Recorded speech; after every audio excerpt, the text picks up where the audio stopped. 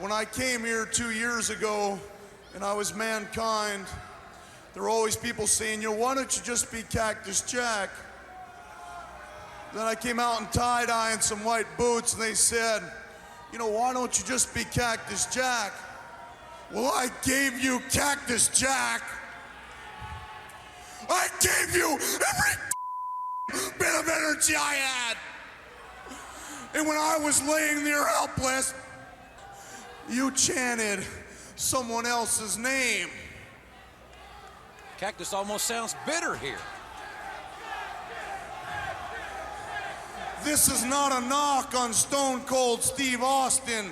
Hey, I'm happy he's the champion. And he may not admit it, but we've known each other a long time, and he's been my friend. But what you did to me and Terry Funk laying here in the middle of the ring was not only distasteful and disrespectful, it was disgusting. And I'm gonna give you a chance to make it up to me because I'm gonna accept a group apology right now. Cactus he's asking these fans to apologize for cheering Steve Austin.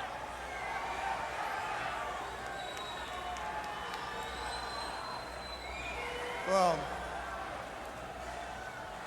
I can finally say for the first time after 13 years of blood, sweat, and tears that it's not worth it anymore. What?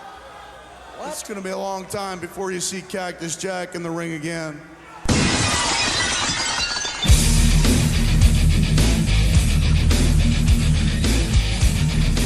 Austin 316 says I just whipped your ass.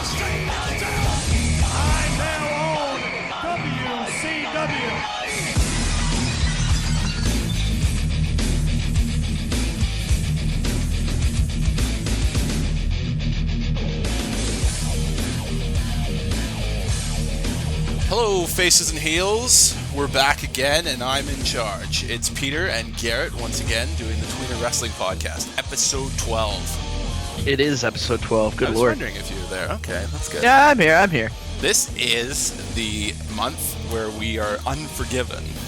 Yep, this is the end of March to end of April. And not a bad title for a pay-per-view after WrestleMania. It's Unforgiven. Oh, of course. That's why it's one of my favorite pay-per-view titles, actually. Yeah, I always like weird titles like that, the catchy ones, like Armageddon. I like when they, like Backlash. It's the WrestleMania Backlash. I don't know what's the current one. Extreme Rules. I don't think that has any connection. Fuck it. Yeah. So the current WWE product has us recording a podcast while we should be watching their show. Good lord, the current WWE is mired in shit right now. It is the worst it's ever been. I think I could say with confidence that it's probably the worst it's ever been since like the 92 to 95 superhero fucking era. Yeah, I'm gonna say it's at least 2000. No, there was nothing in 2004. I quit in 2004, and I'm quitting right now. So it's about 2004 levels to me. It's fucking horrible. It's so bad. So yeah, there's a pay-per-view going on right now as we speak. We're not watching it. I'm not going to tell you what pay-per-view it is, just so we don't date the podcast. It could be WrestleMania for all you know. But it's not. It's not WrestleMania. It's not WrestleMania. Because this thing will be out before. Yeah. So I mean, yep. Oh yeah. Right. I'm assuming we'll cover that as well because that's just what we do. Rant aside, let's jump into our show because what happened last time? It was probably one of the best episodes we've done so far, Garrett. Yeah, the up till WrestleMania 14. I quite enjoyed that episode. Yep. Sable and Luna feuded because they're pushing Sable because she's over as fuck. Oh yeah. Mike Tyson joined DX. The Legion of Doom split. much to my rejoicing, and then returned, much to my dismay, as the LOD 2000 at WrestleMania. Cactus Jack and Chainsaw Charlie won the tag titles, sort of, in controversial fashion. Yes, they used the wrong dumpster. The wrong dumpster. Undertaker went 8-0 at WrestleMania. Austin won the WWF title, and HBK went into retirement due to his back injury. So long, Sean. See you later. See you in 4 years. You prick. But earlier, because you'll be like the commissioner in quotation marks. The drunk commissioner. The wasted commissioner. He's fucked. He's just so just drunk. so depressed. All right. So should we launch right into it? Yeah, before we start, one of the best Raws of all time. Oh yeah. You can catch us on social media, at Tweener Podcast on Twitter, Tweener Wrestling Podcast at gmail.com. You can subscribe on YouTube. See us on Facebook. You can see us everywhere. We're everywhere. Yeah, we're expanding the Tweener brand these days. Yeah, these days. Start us off, Garrett. All right. Raw, March 30th, so night after WrestleMania, Albany, New York. Yo, did you notice that every Raw on this episode we're going to cover is like in fucking New York? What the hell is that? It's their like film 2, film another 2. Like do one live, tape 1, do one live, tape 1 sort of thing. Brutal. So I think they do one in Albany, then they drive up the road and yeah, go to Syracuse. it didn't cost them that much. This is like an ECW level production of. Yeah, I know. It is ridiculous. All right, we're going to Philadelphia and then we're going to Pittsburgh and. Yeah. All right. So we start off our first post WrestleMania 14 Raw without HBK as the top heel, as we said. Thank God. He's now officially retired due to a nagging back injury. We are told Triple H will have a State of DX announcement, and the rest of the fallout from WrestleMania will be discussed. First things first, out comes Vince McMahon with the terrible blue belt, as I like to call it. It looks okay with the black strap, but it looks terrible with blue strap. Terrible with the blue strap. I was waiting for the Ultimate Warrior to run out and take it from him. His mic doesn't work after he gets out there, and the crowd just boos him relentlessly. You people are so loud. Not a good start for him. And then he doesn't even get to do anything, and Austin just immediately comes out, and the crowd goes apeshit. He has the old title belt, looks at the new one, snatches it, and drops the old one on Vince's foot. And it's a hilarious. It's a classic McMahon reaction of him being like grabbing his foot and hobbling around the ring. I feel like that's not the sort of thing they script. He's just that quick to do. I wouldn't be surprised. Yeah. And that's a big difference between back then and the product today as well. There's so many things pulling them back and reining them in that they can't do anything on their own. There's nothing at stake. I think what's really good with Vince is as we'll see, he allows himself to be made foolish. And humiliated. Yeah, and to push over. And get beat down all the time. Yeah. Vince starts an interview and tells Austin that he loves him, and I'm fairly sure that Austin Corpse is there. Yeah. Because he's just like, "What'd you say?" And he's like, "I said I love you." He's like, "What'd you say?" He can't believe that that's what came out of Vince's mouth. I love you too, you bastard. I love you too, you bastard. He tells him what he sees with Austin is what he gets, and he'll continue to raise hell and kick ass despite what Vince wants from him. Vince says they can do things the easy way or the hard way. Either adapt or be forced to listen to Mr. McMahon anyway, because that's what's going to happen. Austin asks for 10 seconds to think about it. Stunner. It's what he does. He actually waits 10 seconds. He waits 10 seconds and then stuns him. The crowd goes apeshit, and this is the greatest start to a Raw we've ever had. Should we include a soundbite here? Yes. Okay. Mr. Austin, adaptation is a key of life as well as in business. That's the easy way, and quite frankly, the hard way. You're going to wind up doing it my way anyhow. You'll be forced into doing it my way, so that's the hard way. And we don't even need to discuss that. Wow. Like I said, that's an extremely important decision in my book. For yours and my relationship, can I have maybe 10 seconds to think about this decision? By all means.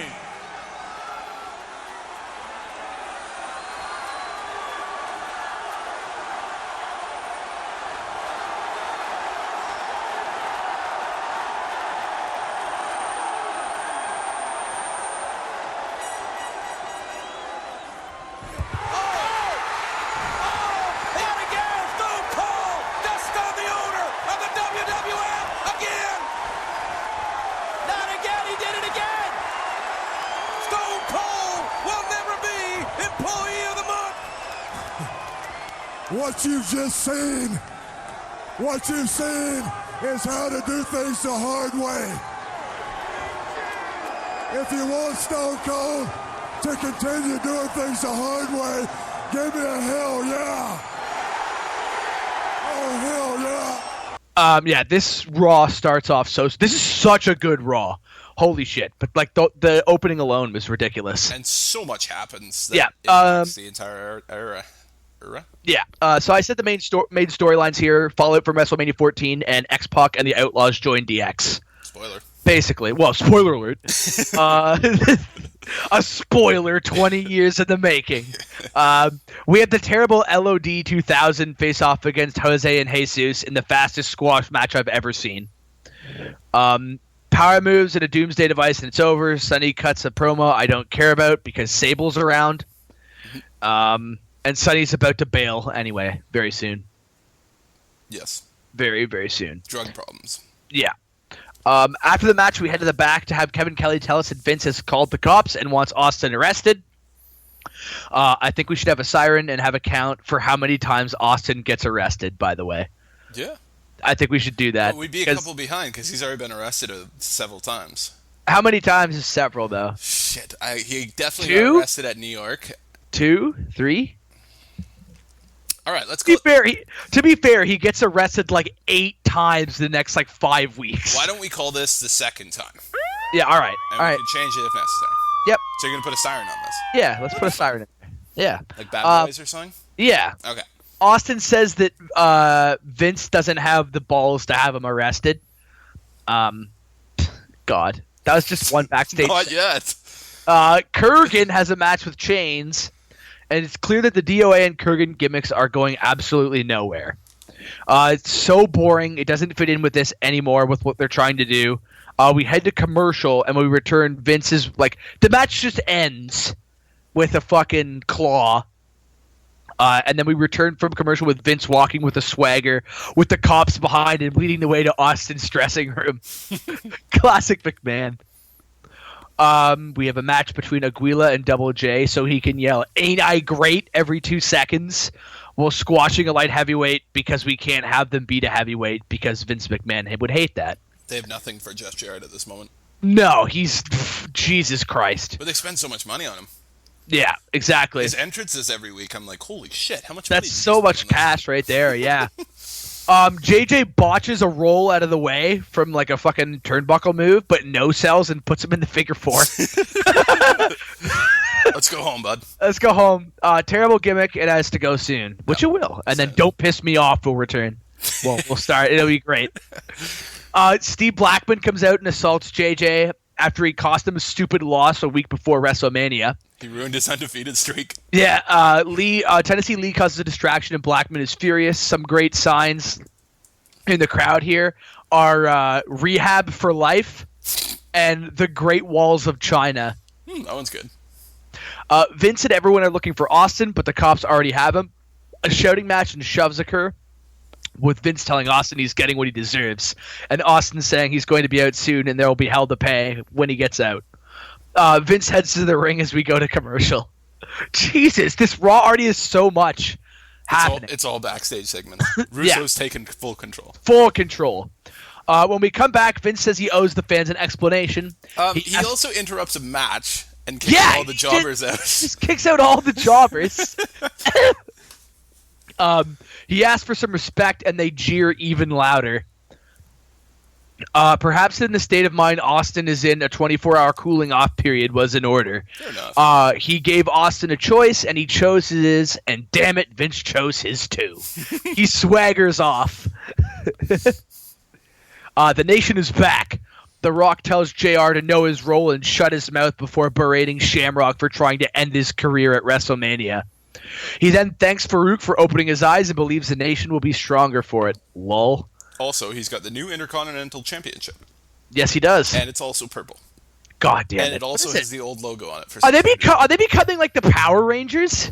Like every single belt is a different color? I just don't know why they all have the old logo on it. Yeah, I don't understand. If you made all these new belts, it would be like the new WWE title coming out with the Scratch logo on it and being like, it's purple. All right, then, yeah. The Rock and Farouk now face Shamrock and Blackman. The match is purely angle advancement as the Nation members get into it before the rest of the Nation turn on Farouk and waste him. This was fucking great because of The Yes. Rock wanting. Yeah. Yes, it was. He's like, I'm starting the match, and then he gets in and he goes, I got a sore ankle, get me out. Yeah. And then he wants Farouk to give him a high five tag instead Yeah. of a low five tag. Yeah. The Rock tells him he was never the leader of the Nation, and The Rock is the ruler, in fact, the ruler of the Nation. Good line. Let's include a clip. Before giving him a stomp for good cheer. You let this be a lesson to you, you stupid piece of trash. There's a reason why The Rock don't ever want you to think that you were ever the leader of The Rock, because The Rock is not only now the leader of the Nation of Domination, he's the ruler of the Nation of Domination. And before I leave, let me leave you with something. Oh, another kick to Take the... back that to Haiti, where you come from. We come to our first important moment after that, which is X-Pac joining DX. So Triple H comes out. This, in my opinion, this is one of Triple H's best promos at this point in time. When he comes out and he's like, pacing around the ring. He's flustered, yeah. And he's like, a lot can change in 24 hours. And he's like, let's start with Mike Tyson. And he's like talking about how he asked Shawn many times, like, is he with us? Can we trust him? And all this stuff because he never, I guess, truly trusted Mike Tyson, which is really good. He says that this is going to be the genesis of DX and the DX army is going to form. He said, when you start a fight, you look to your friends, you look to your blood, and then you have X-Pac come out to the ramp, and JR says, well, look who's back. I'd like to soundbite the entire X-Pac speech. Yeah. Because it's fucking hilarious. I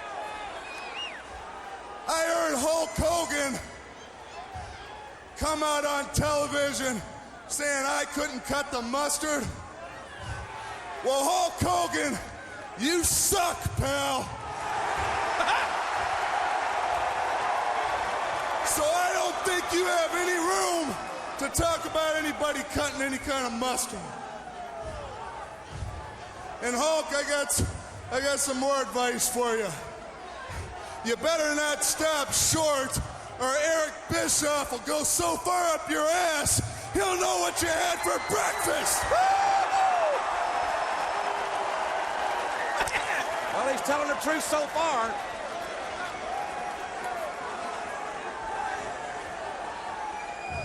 And now on to important matters at hand.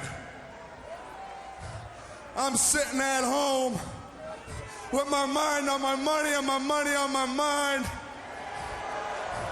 And I get a call from one of my best friends in my entire life, Triple H. And he says, DX needs your help. Well, damn it, Triple H.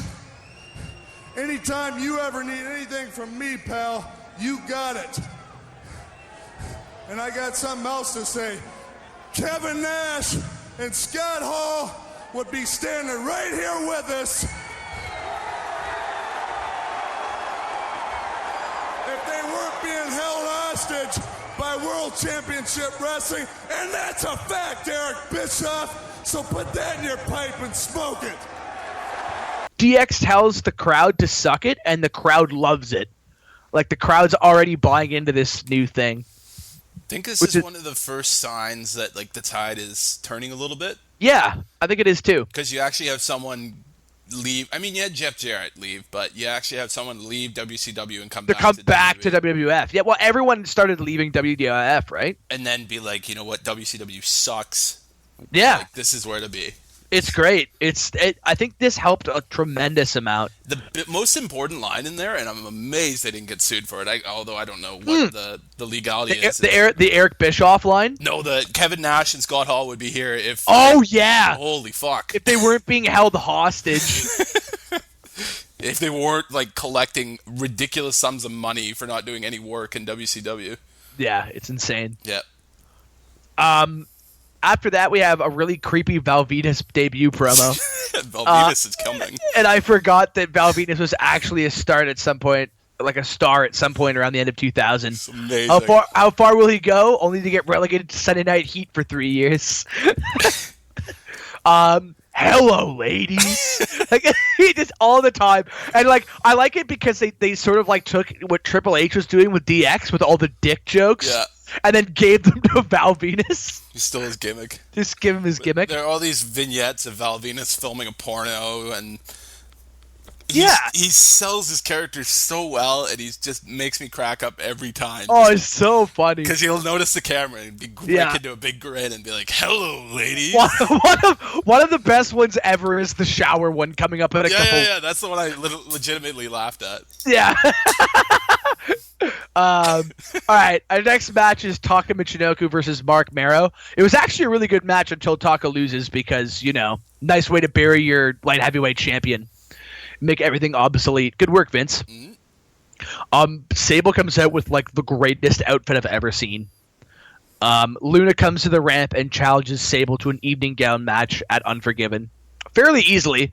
Like Sable's just like, "I'll kick your ass again." Like, she's pulling her Sable. She's over as fuck. She could say fucking anything. She could say the fans in New York suck dick, and they'd still cheer her. Well, you remember that one terrible promo she did where she's like, "Luna, you little bitch!" Bitch! Oh, yeah. her voice, "Get out here now!" Yeah, but she leaves calling Sable a slut, and I laughed out loud really hard when I watched that.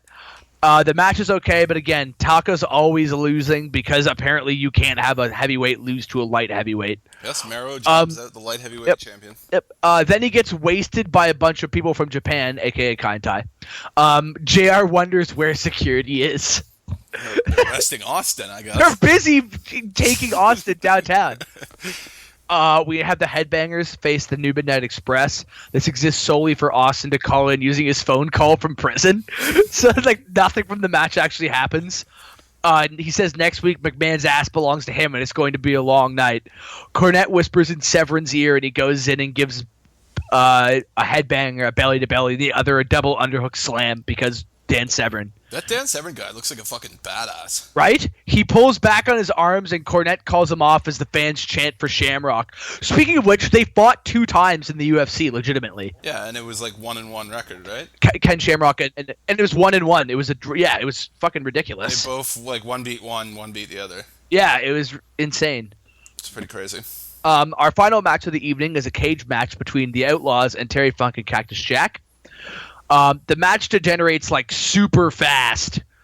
And then DX comes to the ring and helps the Outlaw win the titles and assault the other team. Basically, Cactus Jack is about to escape the cage and X-Pac hits him like 3 times with a chair.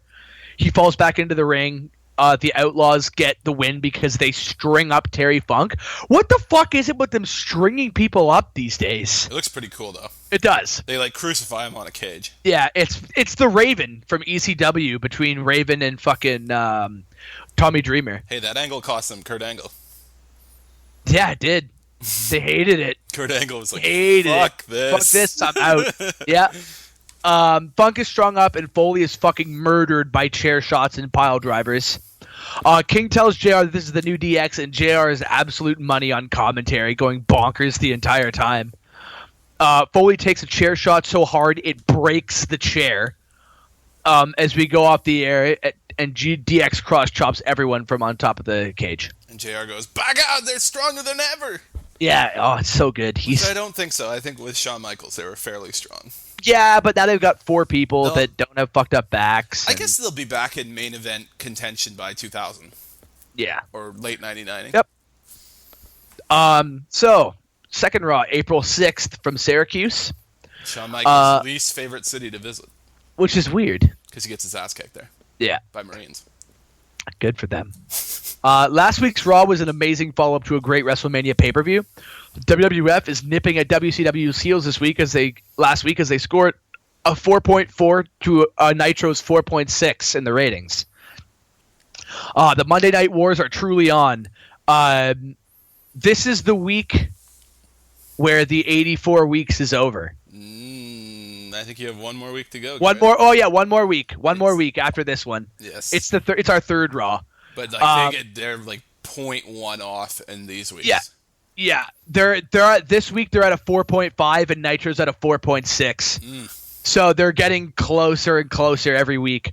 Here comes the swaggering Vince, and the crowd jeers and starts an Austin chant. He meekly asks for the crowd's attention and gets booed even louder.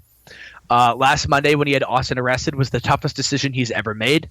He had second thoughts, and due to his benevolence, he has Austin released. Nevertheless, Steve Austin has learned his lesson. No longer will he be considered a beer-swilling, trash-talking WWF champion. Tonight may be the proudest moment of Vince's career, and tonight we will see a new and improved Austin, and the fans do not like that at all. He guarantees a new and improved Austin, or the crowd gets their money back, which obviously doesn't happen. So they should all get their money back. Exactly. The best part of this is that he's not being an overt heel yet. He's still confused why the fans are booing him or not showing him any respect, but he's like becoming a dick. Good on you. He during this time, he's like a Gary Bettman heel. You know, like, I'm carrying the Stanley Cup on the ice. Why is everyone in this arena booing me? Because you're a fucking dick, Gary Bettman. Whereas by 2000, he's like raping people and drugging his wife and oh god, the devil. Yeah, he gets that like red face and yeah, he's just insane. It's me, Austin. Yeah. So main storylines for this Raw. Dan Severn has his in-ring debut, and Kane visits the family gravesite. We now have the debut of Dan the Beast Severn. They do their best by having him come to the ring with 4 title belts. It's ridiculous. They look like Ultimo Dragon. All those titles. You know what I'm talking about? Yeah, I know what you're talking about. Like 80 fucking titles. It's a shame they're all NWA pieces of tin. He wrestles a decent match against Flash Funk with Cornette just screaming on commentary for the entire match. He wins with an armbar, obviously, because another submission wrestler is what they need. Okay, this guy looks cool. He does. He wrestles pretty well. He's got a great theme. He's a legitimate like UFC guy. Why is he being booked against Flash Funk, mid-carders and tag team wrestlers? Like, yeah. They do not book Dan Severn well his entirety in the WWF. Like, he should have, on his first night, taken out Ken Shamrock. Yep, that's what he should have done, but we don't book now. DX is in the building with Gunn knocking on the ladies' locker room. They make their way to the ring and say they're young and hungry, and if you're looking for old, fat wrestlers, you're watching the wrong show. Old fart wrestlers, by the way. Here's a question, Garrett. Do you feel like the New Age Outlaws have taken a step down joining DX?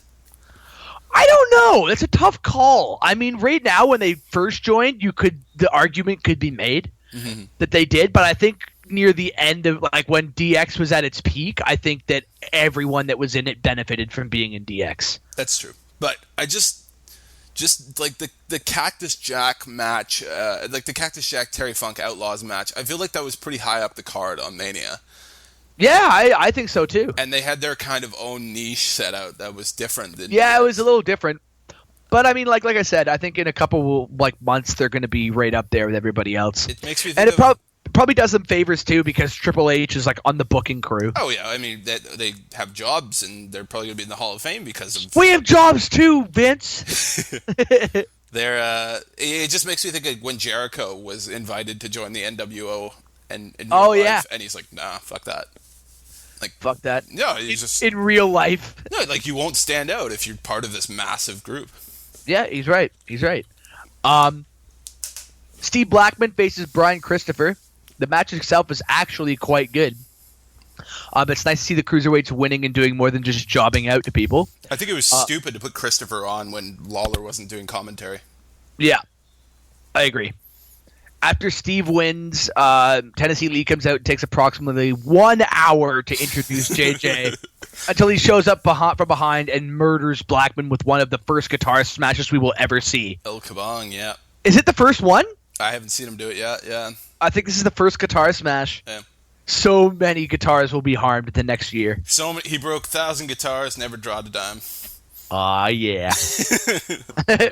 DX is backstage, and they piss on all the DOA the Titan motorcycles. Those beautiful Titan motorcycles. Motorcycles. I feel this is just a metaphor for how everyone feels about the DOA at this point. Fair enough. It sets up the main event for this Raw. Hey, you know what the main event of Nitro was? No. Sting versus Kevin Nash Oh God. for the world title. Okay. And you're gonna watch DX versus DOA? Like, fuck, positioning, guys.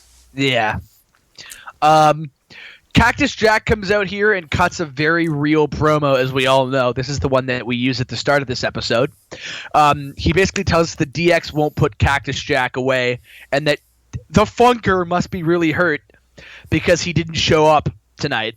But he was disgusted with the fans chanting for Austin after they got the hell beat out of them. And that's a shoot, brother. Yeah, because as I say, in real life, he was also very upset with the reaction their segment got. He says it's the last we'll see of Cactus Jack for a long, long time. People are actually chanting boring when he tried to cut this promo. I actually, like, props to Foley. I was seeing people in the crowd actually saying they're sorry when he's like, I tell me you're sorry. Some people actually were being like sorry, and some people were doing like the bowing, like the Foley. Yeah. Well, and also this arena looks like a fucking like curling rink. Yeah, it does. I think it probably was. It's so small. I can see the roof. Yeah, people are actually chanting, like I said, boring. It helps plant the seed for Austin's first feud as the champion, though. Yeah, fair enough. So, we did that. Austin's idea, by the way. Yeah, good for him. He suggested it. Good, because he knows what the fuck he's doing. I wonder who they would have wanted him to fight. Probably Kane. Or Ken Shamrock. Ken Shamrock? Dan Severn? Yeah. Jeff Jarrett? Oh, God. Ain't he great? We have a video of Farouk being assaulted by the Nation outside the arena. Cool style. I like the found footage style that they did of it. Yeah, they beat the ever-loving shit out of him. And it's like someone holding a camera and filming the whole thing. Yeah, and The Rock tells him to never come back, and he's the ruler of the nation because the word leader is beneath him. We get a finally as well, which is great. I like that, like, they showed that Farouk could have broken ribs because fucking Kama keeps hitting it. Like, I know it's fake, but Kama is shown hitting him with, like, a fucking wrench. Yeah. In that segment, like, yeah, you could break ribs. I laughed because they had Mark Henry filming the whole thing, and then they let him take a few shots in and then immediately put him back on camera duty. Probably because he's shit and would have injured Farouk. Yeah. Owen faces The Rock for the IC title. This match is fucking awesome. This is actually, and of course, this is actually a rematch of episode 4's. Yes, it is. This is how Owen won the title in 1997. Yep. And of course, it gets ruined by Triple H probably booking China to come out and interfere, so Owen never wins. Good God. Fuck. This literally guy can't catch a break. He's getting fucking buried. Most one-sided feud of all time. Yeah, DX is on the stage reveling in the carnage that China just caused. It's just like they just stand out there and do this shit, and it's fine, but like Owen needs to get some fucking wins here. Like, you can't just keep burying the same guy and have him stay credible. It's like Dean Ambrose. He never wins. Yeah. Time to enter the war zone. Vince comes out and introduces Austin as the new corporate champion. He comes out flanked by two cops and seems very pleased with himself. The crowd is fucking irate. Austin doesn't pull his usual stuff, and Vince is basking in his glory. This segment is made even better with King and JR bickering back and forth the whole time. JR is like, I can't believe it. And King's like, look at him, JR, look at him. Look at that suit. I feel like we should soundbite the Austin segment of this interview, just because, like, we should include everything from the bit from, like, the suit, like, when he starts talking onward. Okay. I think that this is one of the best segments done in the whole last year. It's one of the best segments I think I've seen since we started reviewing things. That was a damn good hat. Yeah, JR and King at the end is one of the greatest things ever, too. So I think we should soundbite from when he starts with the suit to the very end where Vince goes, are you all right, Vince? All right, Maybe you should go check on him. The old Steve Austin, the old Stone Cold Steve Austin, would probably tell you to take this camera and stick it up your ass. Hey. Tell him, Vince. I know, but that was the old Stone Cold. Thank you. That was the old Stone Cold. The new Stone Cold wants you to take this camera and get the film developed because this is the absolute last time you will ever see Stone Cold Steve Austin wearing a ridiculous suit like this son of a bitch I got. I knew it! Wait a minute! The hell with a corporate image! Fiery Vince! The rattlesnake! Ah! Rattlesnakes don't make corporate pets! What's he doing now? Promise you hell, you gotta remember, son, what you see is what you get with Stone Cold Steve Austin. I ain't fancy, and I'm a redneck from South Texas, you're damn right, and I ain't gonna change for nobody. He threw the suit I away! got one last thing to say to you, Vince. Hell, There goes the tie! like I told you before, I said it to someone else, I'll say it to you. DTA, don't trust anybody. Now what I want you to do is bow down for Stone Cold. Oh my gosh!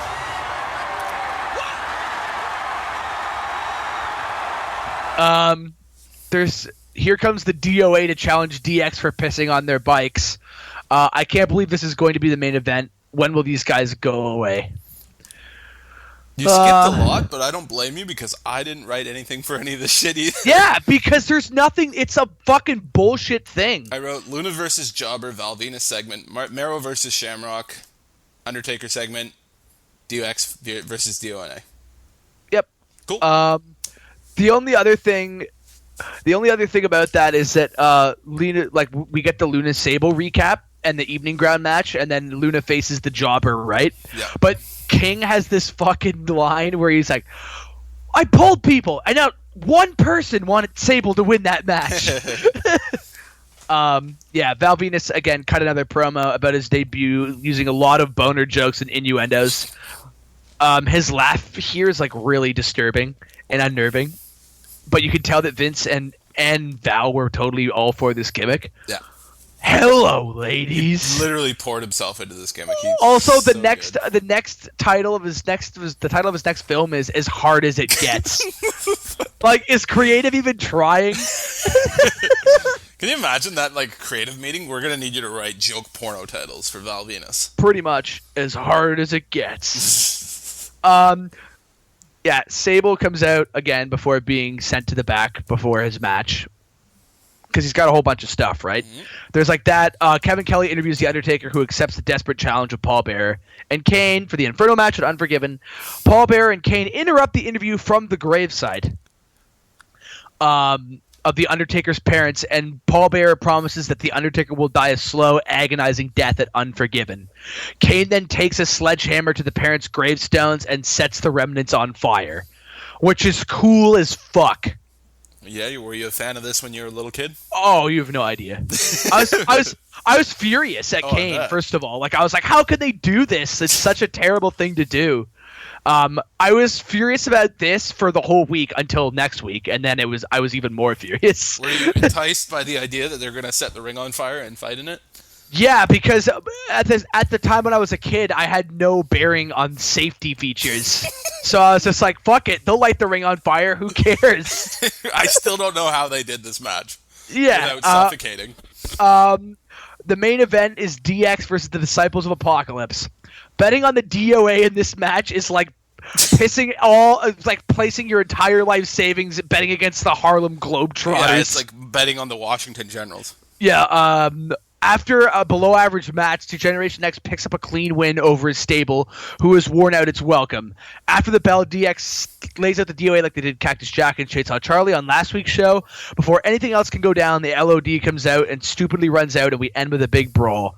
In this match, where all the burials are the hands of Triple H really begin, because he starts pedigreeing people and shit. Burials. So should we put in the "It's all about the game" soundbite? We haven't figured it out yet, but we could. Yeah. I just like it's like we could put in like either "It's all about the game" or "Time to play the game," just like his fucking theme. I was thinking we could do like an 8-bit version of it. Oh, that'd be great. What do you think of that? An 8-bit version would be amazing. All right, let's try that. All right. Or like a MIDI file. All right. Our next Raw is April 13th, 1998. This is it, Peter. This is it. This is where Vince We've McMahon done it. single-handedly strangled Ted Turner to death. This is it. We've done it. After 84 weeks, Raw has finally won a week of ratings. I would have thought that they would have won after the screw job. I would have, you know what? I thought that too, but I would have thought they won the night after WrestleMania, with Austin winning the title and all that shit that went down at the end of WrestleMania. It's funny, you'll hear interviews from WCW guys like Kevin Sullivan. Yeah. I always love Kevin Sullivan's like thoughts on WWE because he had to pretty much watch this shit to see what the competition was doing and basically tell Bischoff. And he's like, after WrestleMania, he's like, game over, we've lost. Yeah, he knows. They have movie trailers for every match. They had one job and they did it, and that was let Steve Austin be champion. And then for like the Hell in a Cell, he's like, okay, we're done. That's the Titanic. We're done. We're sunk. We're never gonna compete with that. Yeah, because a man almost died. Yeah, so this is it. This is huge too. Mm-hmm. JR starts off by telling us that 16,237 fans have sold out the Coors Center for a Raw. I don't think you could even get that many fans in for fucking TLC tonight. Whoa, you're anonymous pay-per-view that. Well, you know what I mean. Well, everyone knows. Merry Christmas, everybody. Sorry, I had a bunch of beer. We start with a recap of corporate Austin before he comes out to a hot crowd. He calls out McMahon and says he has stuff to get off his chest. He threatens to hold up the show until Vince finally shows up very hesitantly with the Stooges and a couple of cops in riot gear. He tells him he realizes he hates him because he drinks, flips people off, and uses foul language. Haven't seen Austin drink yet, by the way. Yeah, not yet. He says it sounds to him like Vince wants to be the WWF champion. Berated him about talking to Linda, and thus he challenges Vince to a match, but makes a mistake in saying that he can pick the ref, and with one arm tied behind his back. Does he talk about Linda? Yeah. Really? Yeah. Well, it's in his soundbite, or it's in his thing, and I think we should soundbite it. Okay. Either way, the match is set for tonight, but we should have a soundbite of his speech here. The hard way is this. I done told these people it's going to be Austin McMahon. By doing things the easy way, you got a chance to win a WWF title. To do things the hard way means that I'm going to handpick one of these WWF cameramen. I'm going to take him backstage to your office, and I'm going to beat your ass in front of the world anyway.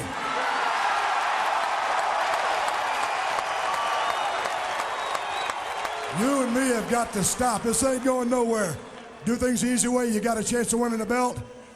Do the things the hard way, all you got to do is get a chance to get your face swole shut. Either way you look at it, I'm going to give you 30 minutes to make up your mind. 30 minutes, no more, no less. You make the decision, the easy way or the hard way. I ain't going nowhere, and if you think you're going somewhere, you're dead wrong because your limo driver's been beat up and you got 4 flat tires.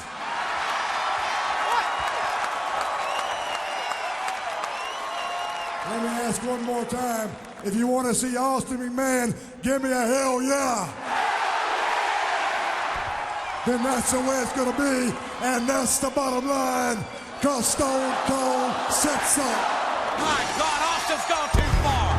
Steve Austin has gone too far. What options does Vince McMahon have? But yeah, he tells Vince, he's like, oh, I bet you were in there in your house this morning before you had to bring that belt. We're like, look at this, Linda, right in front of your mantelpiece, trying it on. Really? Yeah. Really? Yeah. Interesting. Yeah, it's really good. Interesting. Well, Vince is going to be the champion in A year? A year and a bit. Yep. Yep.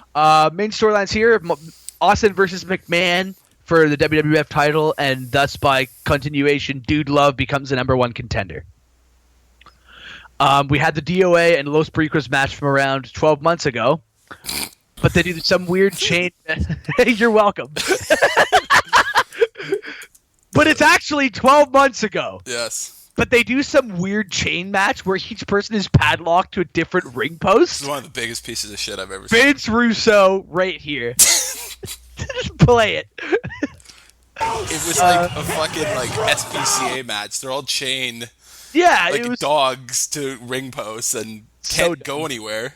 The match sucks until DX comes out and starts messing with the DOA. They take Chains and isolate him and give him a pile driver onto a chair near the ramp. DX gets into the ring and assault the DOA, essentially burying what's left of their careers. They also turn on Los Boricuas and bury them as well. Triple H makes sure to pedigree every single person. It's all about the game. Every single person gets pedigree. He pedigrees about 6 people in this match, I believe. It's so ridiculous. It's not like the move is like the RKO or the stunner where you're just like bam, bam, bam. It's like, no, you have to set that up. Let me slowly tuck your head between my dick and my balls and pile drive you. Rated my taint. In my taint. Garrett, guess what I wrote here? No. All caps. This was an abortion. Oh God, yeah. Oh, brutal. What the fuck were they thinking? Yeah. Okay. Okay, so the Stooges are back in the back with Vince again, and Shane is here too. He offers to fight Austin for Vince, but Vince says no. This might have been, I think this is Shane's like on-screen debut with how basically, not on-screen, but like how he's been. First time they call him Shane. They call him Shane, and he gets really acknowledged as his son. Yes. Here's Vince again without security. Vince talks about Austin he talks about how the WWF is in his blood, and he hopes to pass it on to his children and their children. Austin has no honor, though. He doesn't want to do this and didn't want it to come to this, but sometimes a man's got to do what a man's got to do. The fight with Austin is on for tonight. The Stooges come out to applaud, and JR goes to the back to try and stop the match from happening. Well, interesting here, Garrett. You mentioned that Vince is like, I want to leave it to my son and daughter. Yeah, which right. is, I think, the first time he mentioned Stephanie on. Yep, I think so. And I wrote, well, you leave it to one of them, Vince. Yeah, and then soon in 2 years, she's going to be running the show. Yep. And burying Test after 99. Actually, I thought Vince was semi-face here. Yeah. Or maybe he just thinks he's the face because he was, he's... If you flash forward this to 1 year and 6 months when he does the same thing against Triple H and wins the title, it's almost the exact same storyline. Yep. He has no reason to fight this guy, but this guy's questioning his honor, insulting his wife and family. Yeah, and that's something to do it, yeah. We have a match between Too Much and Aguila and Pantera for a tag team match until the lights go out and Cole is worried about Kane, but the Undertaker gong hits to a massive crowd pop. He comes out and clears the ring after Cole tells everyone maybe there'll finally be some sanity because it's Undertaker instead of Kane. Then he proceeds to bury everyone in the ring. Hilarious. Also, I do have to give props here. Cole called that segment quite nicely. It's too bad he's got Vince yelling in his ear now. Vince is running backstage to yell at Cole. Undertaker tells Kane he's now the hunted and not the hunter, and tells Kane he will find him tonight. I could sense your presence in the building. Like, all right, enough. Is that what you said when you were 8? No, but when I was 8, I was in disbelief. Were you wondering why Undertaker was attacking all these faces? Not really. I liked it because it was the Undertaker. Whatever he did, I supported. It's true. Until the Ministry, and then I was like, fuck off. Oh, God, I hate Ministry Taker. Everyone hates American Badass Taker. I hate Ministry Taker. I hated everything about Ministry Taker except for his theme. Oh, his theme's sick. The theme is fucking great. But we get a little bit of Ministry theme Taker with, like, this Taker. Yeah, a little bit. By SummerSlam. Yep. By SummerSlam, yeah. We get to the back to find Vince and the Stooges arguing with JR and Shane. This is a great segment with Shane telling him this is his dumbest decision he's ever made. Like, this is the dumbest thing you've ever done, and he just walks out of the room. Didn't Shane tell him to fight Austin like 5 minutes ago? I don't know, but that'd be great. I swear he did. And Vince was like, well, remember that time I rode a motorcycle really fast? And Vince is like, oh, you rode that thing like a maniac. Yeah. God.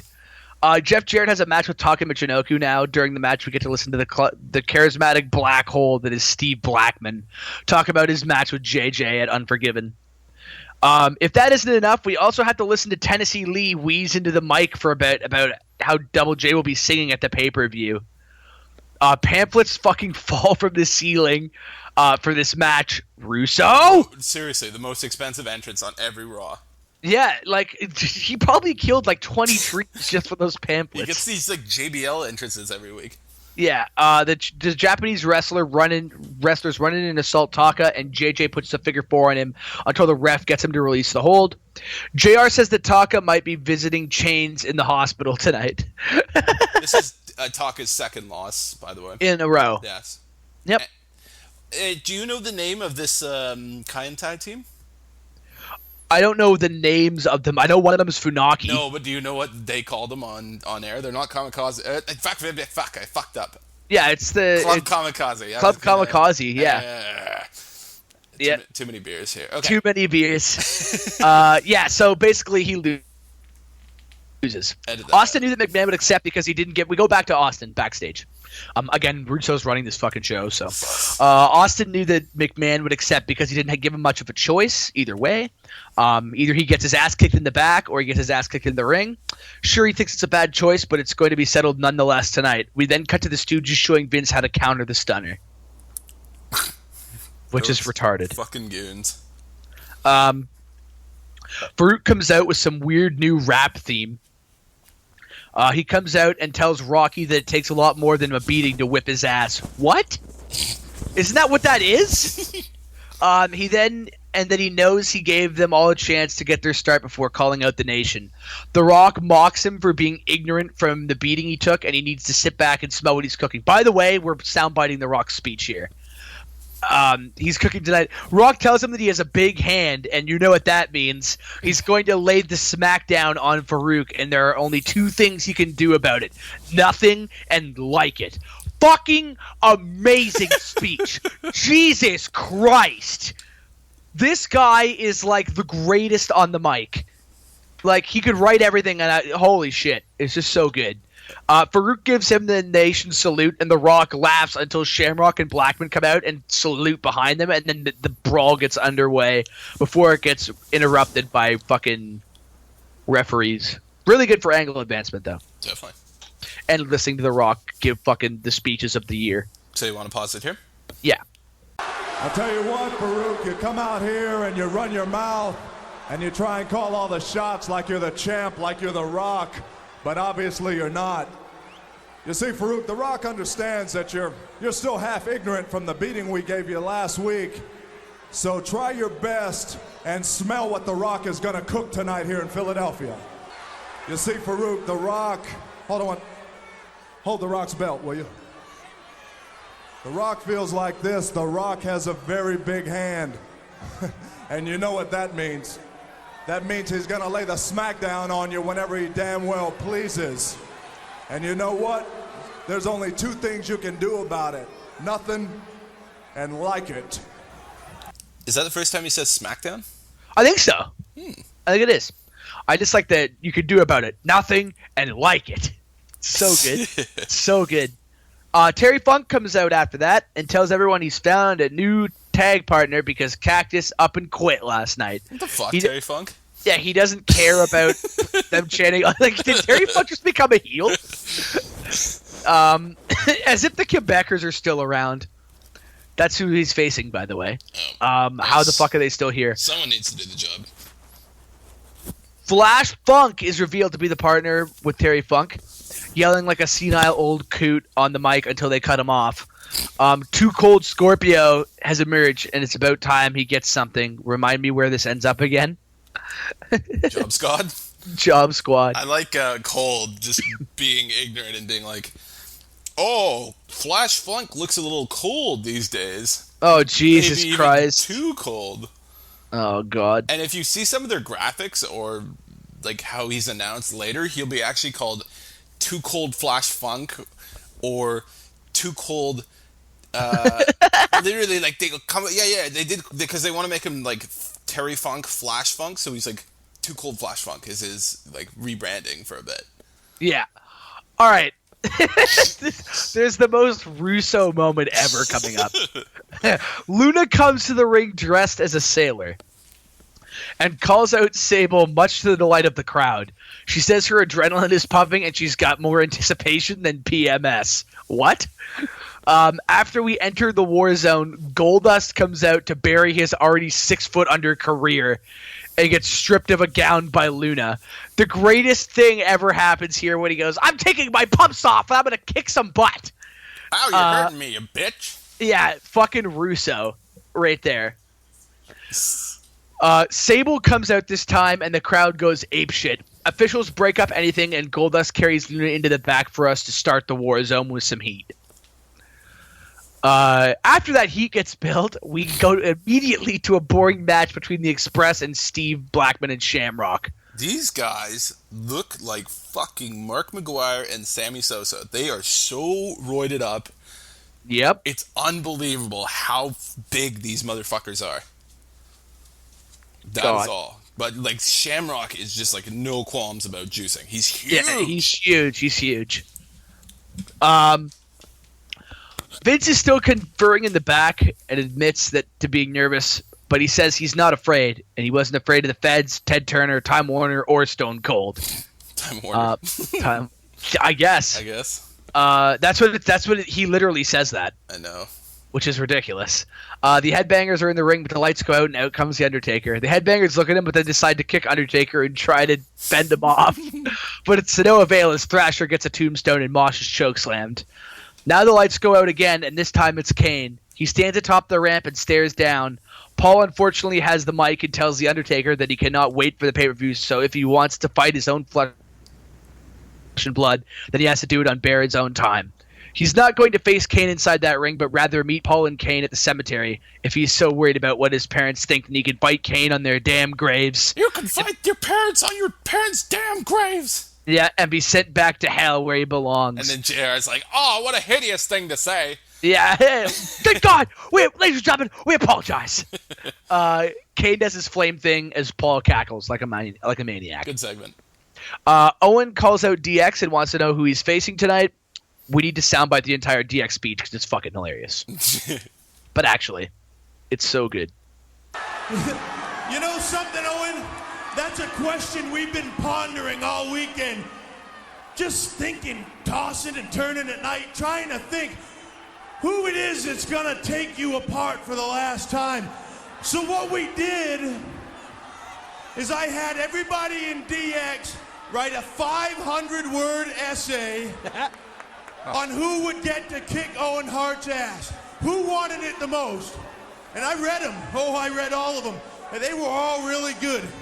I mean, mine was a little bit headstrong, if you know what I mean. Road Dogs was written on these little tiny white piece of paper, said zigzag or something on them, and half of them were missing. I don't even know what his was about. X-Pax was more something that should have been printed in like an adult magazine. The ninth wonder of the world, China. Hers was very deep and emotional. It brought a tear to my eye, but frankly, the violent things she wanted to do to you in that could not be done on national television, let me tell you. But the winner, by far, had to be badass Billy Gunns. Not only because of the clear professional plastic binder it came in, but the illustrations depicting Owen Hart with a small barnyard animal were great. Will you stop that? So, without further ado, Owen, your winner, tonight's ass kicker, Mr. Ass. How appropriate, JR! Before the match gets underway, the LOD come out to ensure that DX doesn't pull any shenanigans. Fuck off, LOD. We cut to McMahon working out before he was really juicing. Just kidding, he looks huge now. And we come back to DX on commentary, who basically just consider everything they do hilarious. I do love how X-Pac just keeps calling King the Kingfish. I think that's fucking hilarious. The match is pretty good. Owen gets a surprising roll-up win. Triple H is furious. He celebrates in the ring, and I still don't understand why they have him getting distracted by China. I encourage everyone to watch this match. The commentary is fucking amazing. Yes, it's some of the best stuff from DX ever. And you actually see Owen Hart get a win in 1998. It's great. It might be his only one. Our main event is McMahon versus Austin. They built this matchup all night. Yep, this is the longest intro and no music I've ever heard. Shane comes down and asks Vince to reconsider for a final time until he gets removed from the ring. JR, I love this. Who's gonna pay? Who's gonna run this company? I just bought a house. I got a mortgage to pay off. Here comes Stone Cold. Vince drops the bomb right before we get underway that Austin said he would fight with one arm tied behind his back. They look like they're getting ready to go, and Dude Love interrupts. Vince looks genuinely confused, and Dude Love tries to reason with Austin and talk him out of the match. Dude Love then gives Austin the mandible claw and then calls out Vince, who's irate that he had his match interrupted. Austin starts fighting back as we go off the air when Dude gets the upper hand. I think we should soundbite the end of this episode because JR calling the end of it is amazing. Oh my God, what a night! He's just losing his mind. Yeah, fucking... It's good Raw. Yeah. Did you get the extra attitude? No, I didn't. Oh, well, you gotta start watching on the WWE Network. The extra attitude. Extra attitude. So some of these Attitude Era Raws have extra attitude. That's dumb. And I had no idea what the fuck was going on. So I'm gonna tell you what happens. After the episode goes off the air, JR and King actually untie Austin's arm while he's lying on the announce table. And Dude Love's in the ring and he's like, "Hey, I won. Why don't you play my entrance music?" So he leaves. Austin walks up the ramp and is randomly attacked by all of DX. They start putting the boots to him in the ring, and then all of a sudden Kane comes out. Kane also starts beating down Austin with DX, and then the LOD make their way to the ring to make the save, but Kane beats them down. Suddenly, the Undertaker comes to the ring. He fights off Kane to the back. Austin hits a stunner to the Road Dogg for the 1-2-3. What the fuck? I'm guessing it was like a 4-on-4 tag match at the end of the night. Is this like the Invasion era when people just kept running in? It was so funny because I didn't know it was a match, and I had no idea why Kane or DX were attacking. That's actually the dumbest thing I've ever heard because like the actual thing ended the way it should have. Like there shouldn't have been anything after that. It should just ended with them brawling. Well, best part about it is Austin's in the ring celebrating his win, but LOD won't leave the ring. They're just awkwardly standing around in Austin's way while he's trying to do the corners. God. Austin gets on the mic and says that someone's gonna get their ass whipped next week. Give me a hell yeah, and then that's the end of the episode. All right. Weird. That's really weird. Extra attitude. That you don't want. It's like adding a fucking more stuff to a sauce. Here's some extra attitude on your burger. April 20th, Long Island, New York, because we're still mired in New York. This week, Raw has fallen behind the rankings again, but the NBA playoffs are coming, and that spells doom for WCW. We open the drama that unfolded last week with Dude Love returning and assaulting the champion Austin. Dude Love makes his way to the Love Shack to talk about his actions and why he did what he did. Vince interrupts, telling him that he wanted to embarrass Austin. He had him right where he wanted him, and thus for interfering, Dude Love will be fined the sum of $5,000. Which is like actually bad considering Batista was fined $100,000 in 2008 for blading. Yep. Was he? Yeah. Jesus. Yeah. But Batista, what a guy. He got fined $100,000. Jericho got fined $10,000. Dean Malenko $5,000 or $2,500, and the referee was also fined. Batista's like, I'm paying for it all. Don't worry about it. He covered everyone's fine. That's amazing. Yeah. The dude says that Vinny is a very emotional man, and he says that he's willing to forego the match at Unforgiven if Austin simply apologizes to him. Apparently, Vince sent Austin to a fucking bar mitzvah, so he isn't here yet. What? And, yeah. Apparently, according to JR on the mic, he said that Austin is currently attending a bar mitzvah and has not yet arrived. Wow, must have been a really rich. Yeah. Kid. And dude exclaims he knew he could beat Austin. He just didn't know it would be so easy. Holy shit! Imagine getting the chair dance to Austin's theme music. Right? Holy fuck. That would be amazing. What the hell? That'd be the best bar mitzvah ever. Holy shit! Like I said, the guy must have had a lot of fucking money, or maybe he was just friends with Vince. Yep. Main storylines for this Raw pretty much just a wrap up before Unforgiven.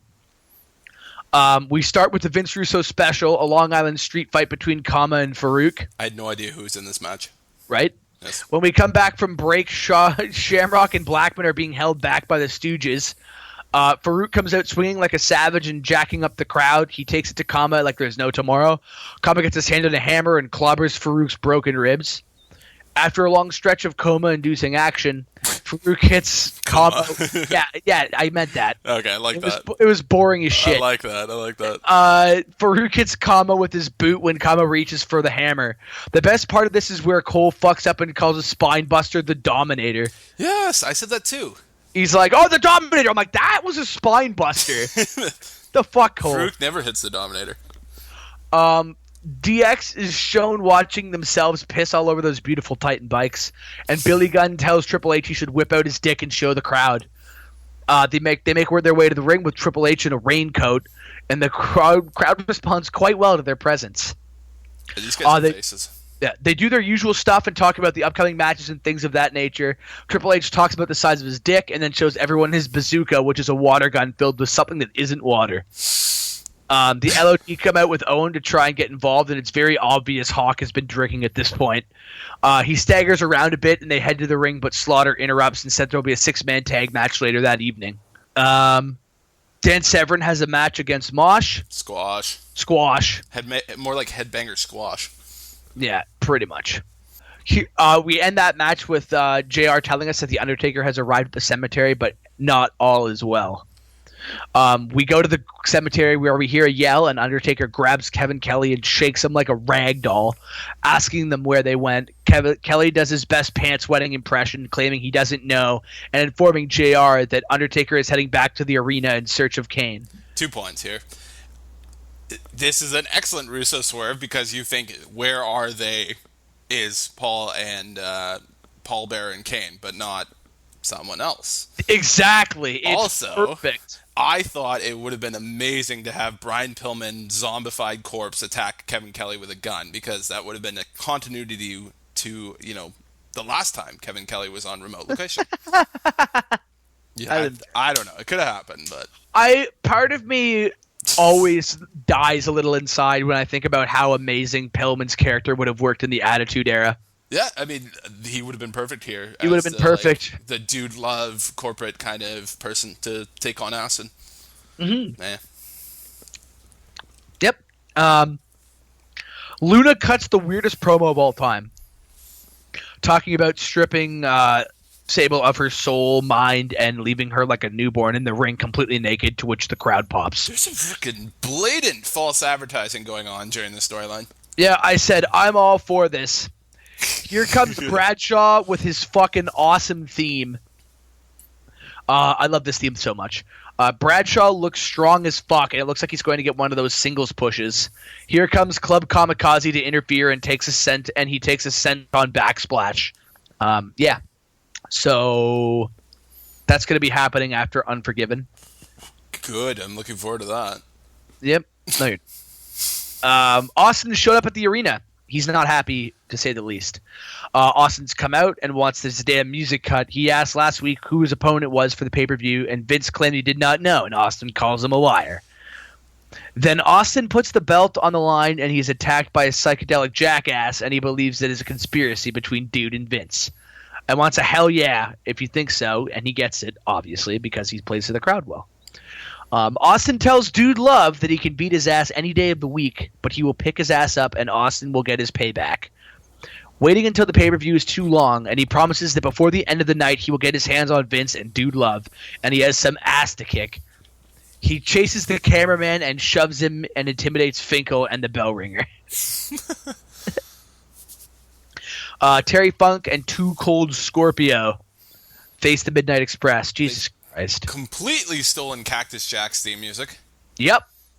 Was that on your end too? I was wondering if it was dubbed in. Oh yeah, it's definitely there. It's still the same theme. Pricks. Yep. With Dan Severn and Cornette on commentary, a lot of really nice spots in this match. Scorpio's high-flying like crazy, a really intense spike pile driver, getting dropped face first onto the ring apron. A nice 450 splash is good for the pin. Funk chases off Dan Severn with a chair before he can interfere. The hearse is starting to back up to the building as we cut to the best Val Venus promo of all time. Hello, ladies! From the shower with another woman. I think we should soundbite this whole thing. Hello, ladies. Let me cover up because I am a little shy. You know, there is nothing like a hot shower after a hard day's night. Believe me, when Val Venus comes, there will be no stopping him. All day, all night, 24 hours a day. Ladies, you had better get your rest now while you can.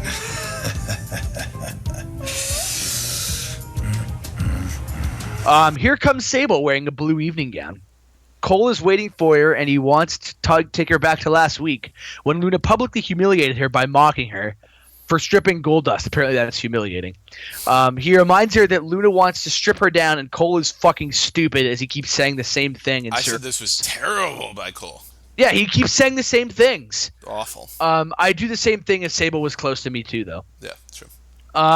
She asks Cole if this body is humiliating. The crowd marks the fuck out. I'm going to go ahead and answer for everyone and say no. She does not care if she's stripped down and is willing to be naked as long as she gets her hands on Luna. The crowd loves it. Yeah, well, she's got to play babyface by saying that she doesn't care, she's naked. Yeah, also false advertising. Cole has made it to the back, and Vince is not too worried about Austin. He's seen too many Oliver Stone movies, implying there's no conspiracy. He states that he was ready for Austin last week and is not worried about him wanting to get his hands himself. Do you want to hear an interesting story before we move into the Kane Undertaker segment? Yes. I just read about this recently. So JR says that WCW sucks, and that Unforgiven will be a lot different than their pay-per-views. He also mentions that they're going to be in the hometown of Ric Flair. Yep. Did you know that day Ric Flair was supposed to be at Unforgiven? Really? Yes, he was actually circling the arena during the show, and he was considering going in, and he was on the phone with Vince, and also Jerry McDivitt, the WWE's lawyer. And wow. The plan, because Ric Flair actually at this time was on the outs with WCW. Yep. And the plan was that JR would be saying, oh, this is the home of a local champion, blah, blah, blah, blah, blah, like North Carolina's own. And he'd go over to Ric Flair's position, but he'd interview Ric Flair's son, Reed, in the front row. But you'd see Jesus. Ric Flair right next to him, and Rick wouldn't say a thing. Wow. Yeah, would have been crazy. Jesus. And now Reed's dead. Oh, yeah. Because he doesn't have the willpower, right, WWE? DX minus X-Pac faces LOD and Owen Hart in the six-man tag match mentioned earlier. Owen starts against Gunn, and goddamn, he looks fucking strong as hell. Owen looks really good. He always looks good, though. Well, not even though, except he gets buried all the time. Triple H gets owned for a 2 count, and when Owen gets tagged in, he takes off as we head to commercial. When we come back, it's back and forth until it's only the LOD who hit their finisher before X-Pac takes Sunny with China and causes a distraction with a chair shot, and then a really sketchy-looking pile driver. Overbooked match, but whatever. Mm-hmm. This is what I've been waiting for right here. Kane and Paul Bearer come out with the 2 caskets of the brothers' parents. This is your childhood right here. Russo Swerve. This is the greatest. People always wonder how they could top 2 weeks ago, and this is the answer, by the way. The Undertaker's parents died in a fire that was set by the Undertaker, and that Undertaker could not attend the funeral, so he dug up his parents so he could have a funeral for them. He bought the cheapest caskets that he could find, and here comes Undertaker out through the crowd as Bearer tells Kane to pour the gasoline. And as he does so, and Undertaker tells Paul he does not want to light it, and Paul does it anyway. Undertaker charges up and is immediately just like body slammed by Kane into his mother's casket. The other one is on fire and is just over the top. They show bones and maggots in the casket that the Undertaker was slammed into. and he slowly gets to his feet. Cole informs us that Kane and Paul have left, and the remains have been sent to a secure area, and Cole will never forget the look on the Undertaker's face. Yeah, the Undertaker does this great look where he kind of, like, after he recovers, he looks down, and he's horrified that he's on top of the casket, and his mom's there. We should soundbite the JR call of this whole thing unfolding. Oh, yeah. Because it's really good. Oh, your phone! Now you can see him! Burn! No! Burn! No! Burn! No! No! Burn! Yeah! Oh, yeah! Oh, the Undertaker choke slam! Look at the mirror! Look at the flames! One casket is burning! With your dead mama! Did you hear what he said? That's the Undertaker's mother's casket, King. Yeah, this was my childhood. This is what I was more furious about after 3 weeks ago. Because I never liked Undertaker losing all the time, but like this was just like another level.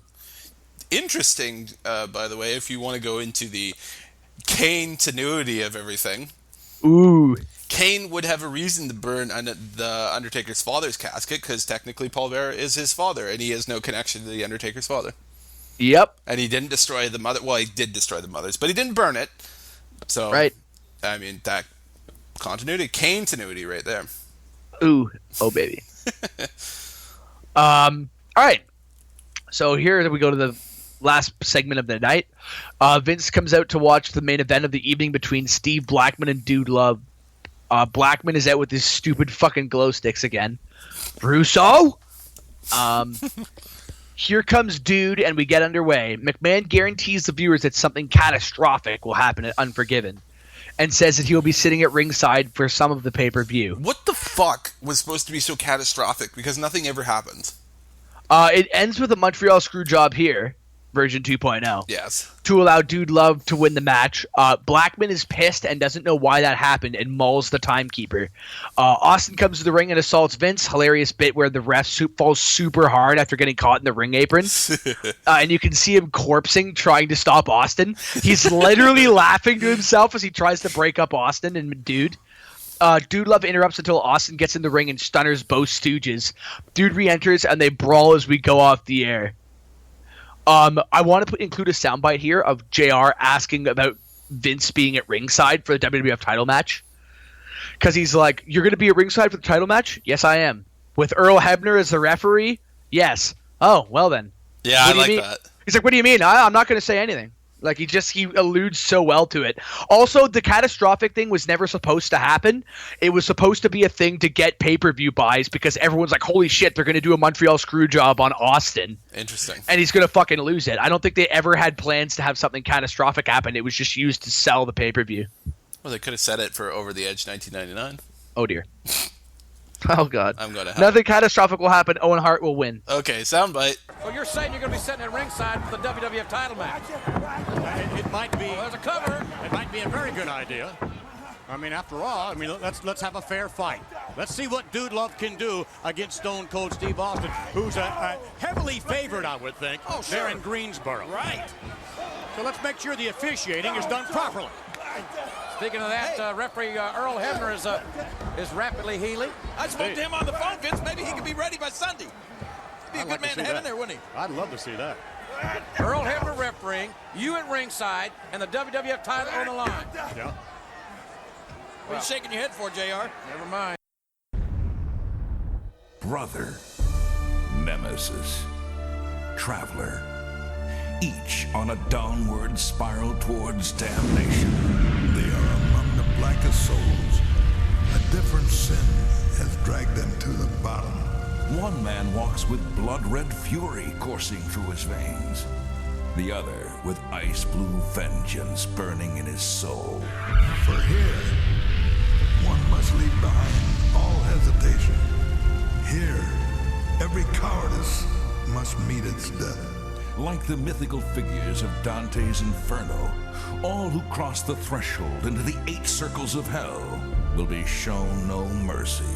Within those fires, there are souls, each one swathed in that which scorches him. The Inferno knows no pity. The Inferno knows no remorse. Within the flames they will suffer. They who went as one to rage now share one punishment. True to Dante's epic saga, these warriors who passed through the burning gates of Hades will never return the same. There is no exit from the flame. You are simply transformed into the language of the fire. And now, 10321 presents WWF Unforgiven in your house, where The Undertaker will battle Kane in the first ever Inferno match. And where tonight, the owner of the World Wrestling Federation has promised an event of catastrophic proportions will occur sometime during Unforgiven.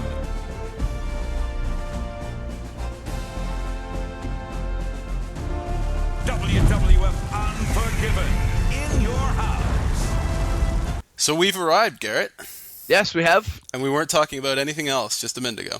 No, In Your House 21. Is it the 21? Yeah, this is 21. In Your House 21. Yep. Unforgiven 1998? Yep. April 26, 1998. How many people were there, Garrett? 21,427. Did you get the buy rate?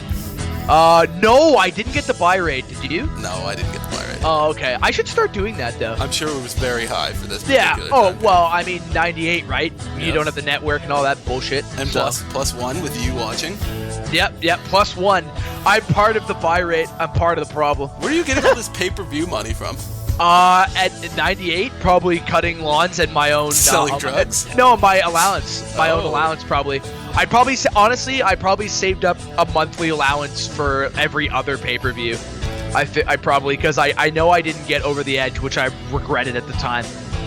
Because Over the Edge is coming up, and it's fucking awesome. But I bet you got SummerSlam. Yeah, oh yeah, I got SummerSlam without a doubt. Did you get King of the Ring?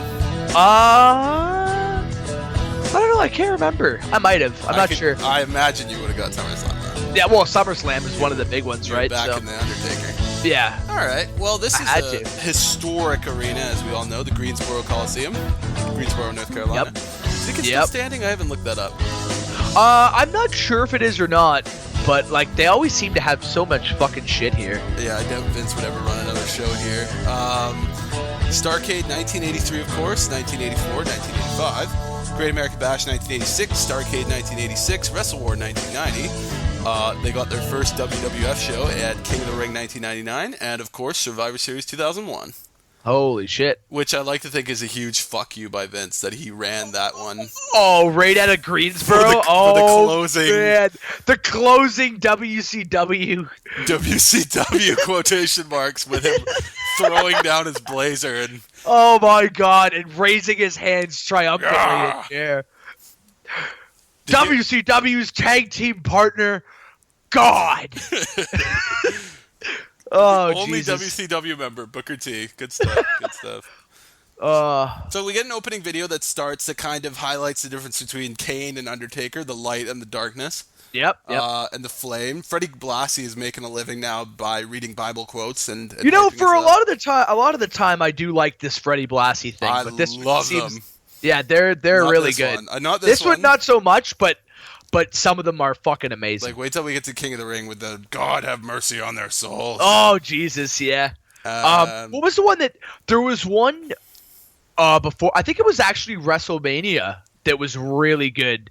The one where it's like it's got all the old superstars and it's like tonight I cheer for them. Oh yeah, and you're like, oh baby, that it's was so a promo good. they actually were running at the time. Yeah, that was a great one. I like that one a lot. So what do you think of the set? Did you take any notes on this nice, intricate, camouflage covered set with green spray paint all over it? Oh God. Yeah. It's not too bad, but like I'm gonna start getting really glad when they sort of drop the In Your House finally, and then they all start getting their own things. Like the In Your House thing's starting to get old. There's been 21 of them for fuck's sake. It's true. Up till now, Do you know what I think they only go to 22 or 23. Do you know what the last one was? They go on for a while. I believe they go to December, right? I think it's Rock Bottom. No, Backlash 1999. Really? Yeah. Good God! So we've got like a whole year. I don't know why they keep going with it. It's a worthless brand. Yeah, it's not. Oh well. Yeah. So to start us off, we got the Nation versus Steve Blackman, and Shamrock versus I'm on drugs. Okay, let's redo that. The Nation of Domination versus Steve Blackman, Ken Shamrock, and Farouk. Yeah. D'Lo was on point tonight with his head. D'Lo's shaking. got his neck swagger. I was thinking his head was just going to snap off at some point. Right? He's got a You want to talk about Stone Cold being bionic redneck? This guy's got a neck that I think that's where the term bionic comes from. It's just I keep waiting for it to pop off It's and fly everywhere. to the front row. Yeah. You better recognize. Like, oh my god. I remember mentioning earlier that Kama keeps sneaking in more and more Godfather attire. Yeah, Godfather stuff. It's hilarious. Pretty soon he's just gonna start rolling out with the hose that Dude Love has with his fucking Love Shack. I like that. He's just taking his gimmick. Just walks by Vince with all these girls. Vince is like, "What the fuck? I don't remember." What the fuck is going on? I thought Kama was the Supreme Fighting Machine. Who jobs out to everyone. I quite enjoyed this match. JR was on point with his commentary. Oh, classic. There was a great moment where D'Lo and Farouk have a face-off, and they almost look, Farouk's like, "Why did you do this to me, brah?" And D'Lo almost looks remorseful. And JR's like, "Oh, Farouk brought D'Lo into the WWE. He was D'Lo's role model. Maybe he could be again." And then it's all out by the wayside when he slaps his face. He immediately sucker punches Farouk. Farouk fucking spine busters D'Lo through the ring mat in retaliation. He pulls out a belt, which he had hidden in his singlet.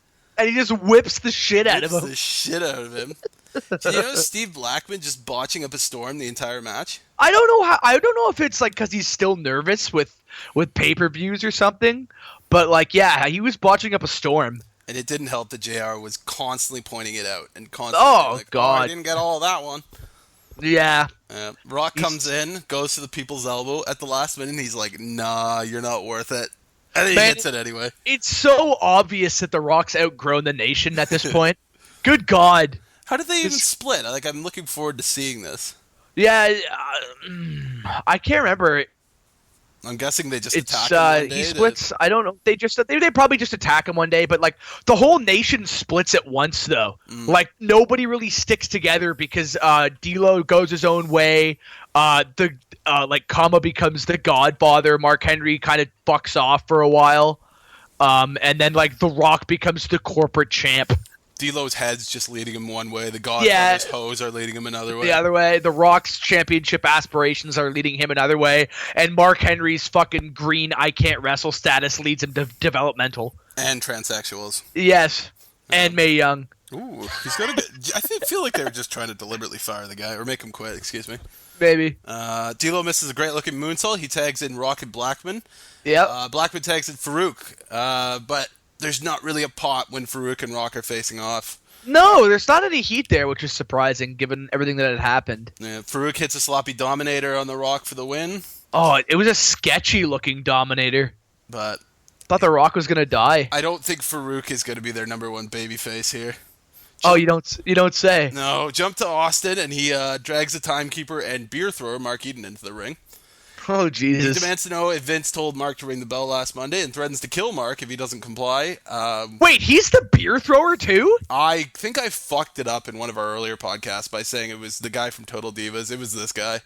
Yo, Mark Eaton is a fucking boss. Good for him. That guy's got an arm.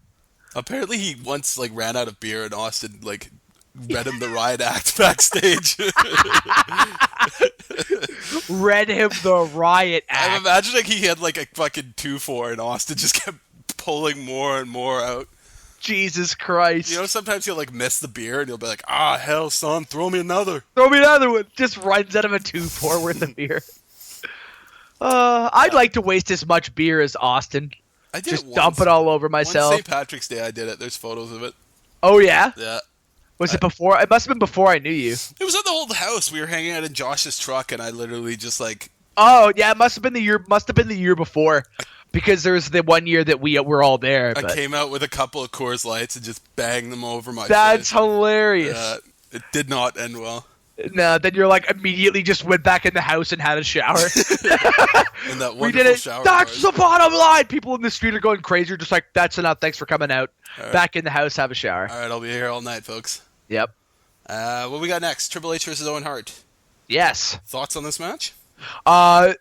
I love this match except for the whole gimmick of China in the cage. Well, I felt like they could have done a DX in the cage.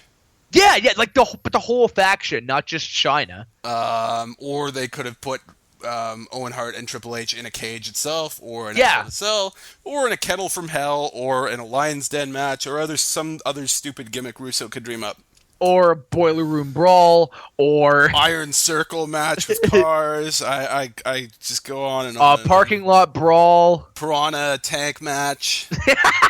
Rabid Dog. Oh wait, no, that was Shark Tank. Shark Tank match would have been cool. They probably could have done it this time. They probably had the money for it. Probably. So kayfabe wise, I was wondering why they didn't just do a cage match. I feel like this match could have warranted one, and we haven't done I guess we did do a cage match on the first Raw, but it's been a while. Yeah. And that was kind of a weird cage match. It was kind of like a 5-minute cage match. It probably took longer to put up the cage than actually have the match. Yeah. Interesting thing to note that JR says it's hard to believe it's been 30 days since WrestleMania.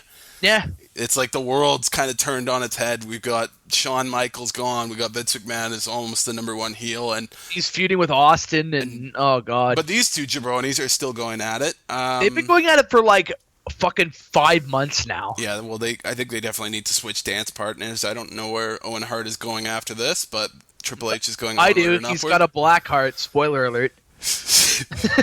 He becomes racially inclusive. Yes, he does. Enough. Hey, we're gonna include that soundbite. Yeah, there's some interesting signs in the crowd here. China, no cage can hold your rage. Ooh. And Playboy needs China. I remember my fucking dad bought that Playboy in front of me when I was like 10 years old. Really? And then he wouldn't let me read it. Oh man, that's cold. It was cold. I couldn't find it anywhere. That's cold. You can good thing the internet exists now. You can easily find it. I wanted it then. I don't know why. I wanted it then. Then. I was kind of into China at the time. That's weird. I don't know. My favorite part of the match is Owen telling Triple H, "That European belt means too much to me. I can't jeopardize another loss." It's another loss. I had that written down too. That made me laugh so hard. Fucking weirdo. I can't jeopardize another loss. Like, Owen, you've lost 7 times in 7 weeks. Like, you can't jeopardize another one now? And it's like you lost at WrestleMania a month ago. You'd say to like a person, like a face saying to another face, like, "I really need it. I can't jeopardize another loss. I'm sorry. I really need this win, guys." Oh, brutal. I'm sure Triple H wrote There's that a really funny part where they're raising China in the cage beforehand, and there's this fan in the front row that's a real creep that's just like, hey, she's got an ass on her, and he's like pointing up at her ass to one of his friends, and I'm like, that's weird. I wonder if it was the Playboy Needs China guy. No, it wasn't. That Strime was way in the back. I felt Owen was wrestling fairly heelish in this match. I don't know if you thought the same. I thought so too, but maybe I think it's because he's had enough. And there's time for a change. And it's time for a change. Owen is, good for Triple H in this match. He bumps all over the place. Yep. He actually scares Jerry Lawler because Owen throws him at him. Yep. There's a camera like cage. There's a camera in the cage that's showing. Oh, the Russo cage cam. Yeah, I don't know why they always have these cameras. Yeah. Did you remember when I was telling you that Batista got fined $100,000? Yep. Apparently, when Vince was like reading, I don't want to say reading the riot act again, when he was yelling at Jericho and Batista, he had like a VCR like on a TV on one of those like, high school TV stands. Oh Jesus. And he like had this ridiculous camera angle that no one knew existed showing Batista bleeding. Just got all these hidden cameras set up all over. The story is like he can't set the fucking thing up himself, and Jericho has to help him like turn on the video and plug it in. And oh my god. Oh god. Anyway, China is actually in the cage. We see her pulling out a file. Yeah. She drops it. We don't know if. Do you know if that was planned or not? The whole file dropping thing. I don't know if. It might make sense because, like, if she could bend the bars, theoretically, she should have been able to. Yeah. But I think her bending the bars is kind of a cooler spot, so people. Yeah. Yep. Maybe that was supposed to happen just so that people are like, "Oh, she's not getting out now," and then she bends the bars. Yeah. So we see Owen hitting an enziguri and a nice spinning heel kick as Owen does. The enziguri of doom. I mean, fucking JR still mentions that it took out HBK in 1995. We see Chyna bending the cage bars. She actually starts climbing out and is hanging by one arm. And she's probably about 15 feet off the air. I don't know. Yeah, she's high. She could land, but I don't think it would do wonders for her knee. Or her fucking ankle. She could easily break a leg there. So Owen gets the sharpshooter on Triple H. The cage lowers, which distracts him. We see the Road Dogg, Jesse James, lowering the cage. And then JR going, "That's a Road Dogg!" That's a Road Dogg. Does he say a Road Dogg? I think, I don't know. It's probably or the. That's a Road Dogg. That's a Road Dogg. One of the, three there? Oh, it's like, that's a pug. That's a pug. Owen hits Triple H for the pedigree. Did he actually? I don't know if I wrote that correctly. I think Owen does. I think he used the pedigree, and the crowd marks out as well. It's a good thing X-Pac interfered because Triple H would have had to, not kick out. He would have had to lay down. No one gets up from the pedigree. Oh. Not even him. Shots fired. Yeah. X-Pac hits Owen with a fire extinguisher. Triple H gets the win again because it's all about the game. Yeah, that's 8 in 8 weeks, by the way. For those of you keeping track at home, that's 8 wins in 8 weeks. Buried. That doesn't include what we were saying before, where he's literally pedigreed everyone in the ring. Triple H needed this win. He needed it. He had to go over. Hard. Unbelievable. Yeah. So Owen Hart is fucked as usual. After the match, he cuts a lovely promo, which I think we should include. Yep. Owen, another loss to Triple H. Another loss to Triple H. It looks like DX has your number.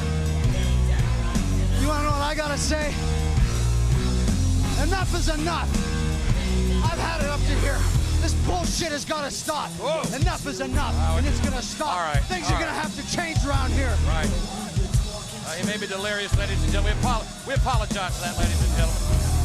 I'm glad I'm wearing this watch. It's shockproof. I always love it when wrestlers swear on TV. Makes me Enough is enough. I'm saying that's bullshit. Shit. And then I think JR is like, "Oh, we apologize for that, folks." Good God. Ladies and gentlemen, we apologize. Pay-per-view, JR. Jesus. Sorry, Mama.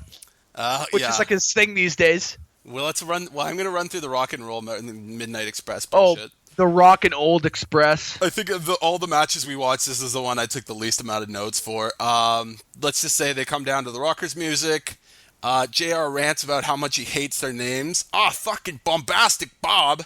And yeah, he's like, this sounds retarded. These are just genius marketing terms. Yep. In the middle of the match, King starts wondering what kind of panties Sable is wearing. And then he says, panties aren't the greatest thing in the world, but they're next to it. And JR just uses the whole match to fucking give us 1980s wrestling history lessons. Yes, I don't know why we're bothering with this bullshit. Yeah. Bart Gunn gets the roll-up victory with the referee distracted. We're going to see him punch people in the face soon. I'm excited. And then he's going to get punched in the face. And then he's going to get hit harder than he's ever been hit before. He's going to get hit so hard, he's going to be 6 feet under with his career. Butterbean's going to be like, what do you want from me? She's a beautiful woman. That's what he thought of Bart Gunn. I can't wait. Yeah, the brawl for all. I'm sure once we're watching it, I'm going to be like, fuck this shit. I just remember listening to the Labs fan and them just being like, who thought this was a good idea? just like appalled that someone thought this was such a great idea to have happen. I read Hardcore Holly's book recently, if you can believe it. Oh, yeah? I've run out of wrestling books to read, clearly. So you're reading Hardcore I think I'll read Chains of the DOA's book. You should read Bobby the Brain Heenan's book. I've read that one. It's good. Yeah? Yeah, there's a good part where Vern Gagne is like threatening to throw him out a window. Jesus. And he brings like a knife to an interview with him. But yeah, Hardcore Holly goes on about how tough Bart Gunn is and how if Holly hadn't fought Bart Gunn, he would have won the whole thing, of course. Oh, of course. Of course. But we'll get into that when we get into that. Yep. I'm excited. Sable versus Luna, evening gown time. Yeah. When I rented this pay-per-view as a shy, precocious 10-year-old, and I was probably renting it around 1999. Yeah. I remember this fucking match was all over the VHS box. Oh, Literally, baby. like, on the back of the box with Sable in her bra and panties. I was like, oh, better not show this to my mom. I'm gonna...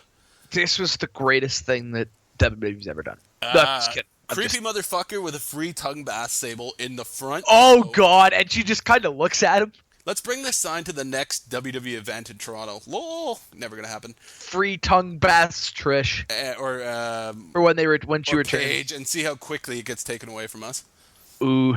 I forgot all about these types of matches. I'm not sure because I was repressing them, but Sable gets her skirt ripped off pretty early, so we get to see her ass, which is quite nice. And then Mark Merrill comes out. He distracts Sable. Luna rips her dress off. Sable's proportions are a little fucked up. Like, she's got bowling balls. She's a pretty skinny lady, and she's got these massive bowling balls attached to her. I don't know. Bolt-ons. If she goes down or up or whatever when she comes back. I feel like they weren't this ridiculous.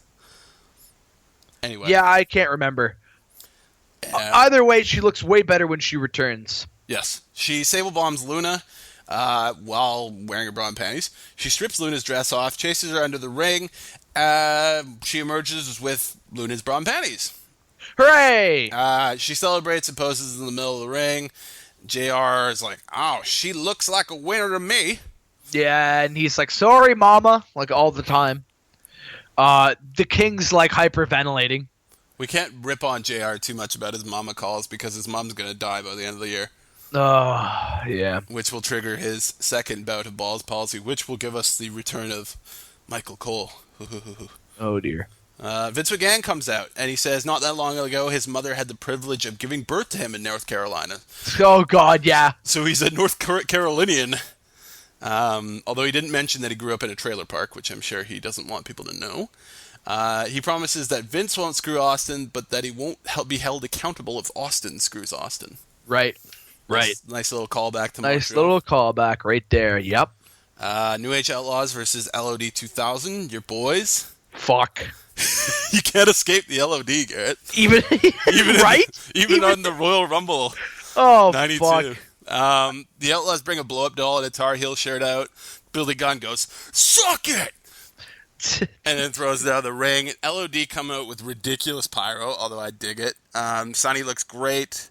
She could have been doing this for the last year and a half. It might have paid for her crack habit. I don't understand why she didn't. Then she wouldn't have left. I wouldn't care about the LOD 2000 gimmick if it wasn't for Sunny. That's how I feel, and I still don't care about them. Could you imagine if she wasn't there? I mean, how little I would care. I would anti-care about them. I feel like I feel like if you had this gimmick with Sunny, it would get a team over. But not really the LOD, because they had their own kind of thing going.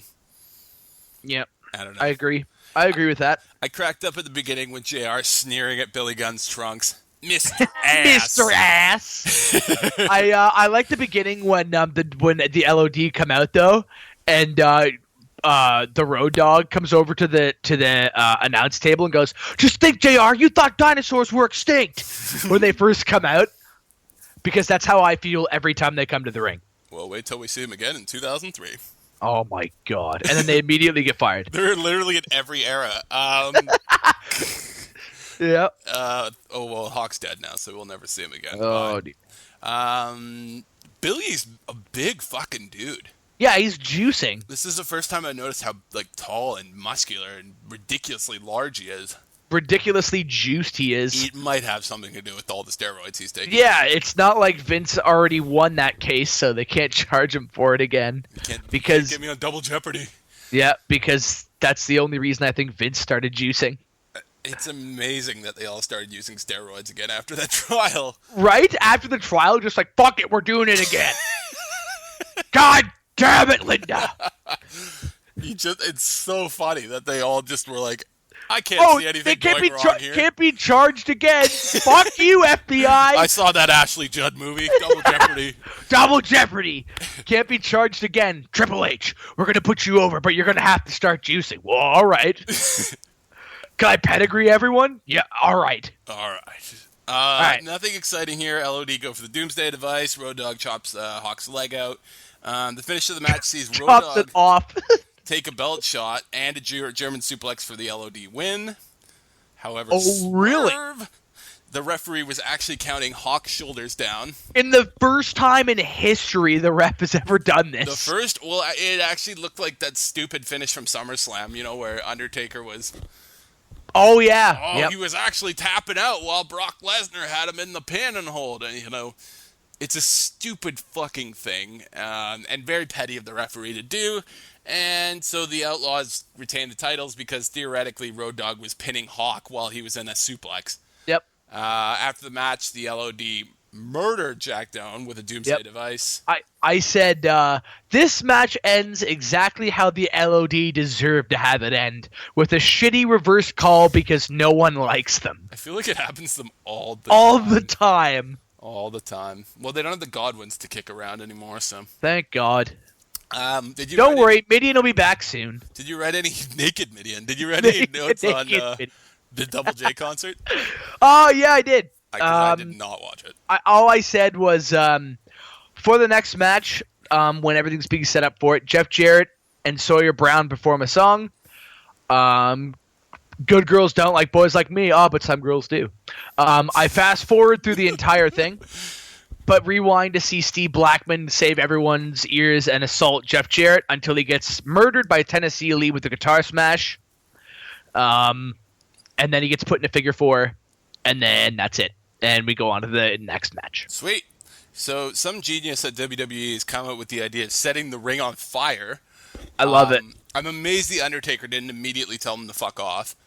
Yep. But I guess they're like, make some money. They set the ring on fire. Someone's got a button that makes the flames shoot up really high.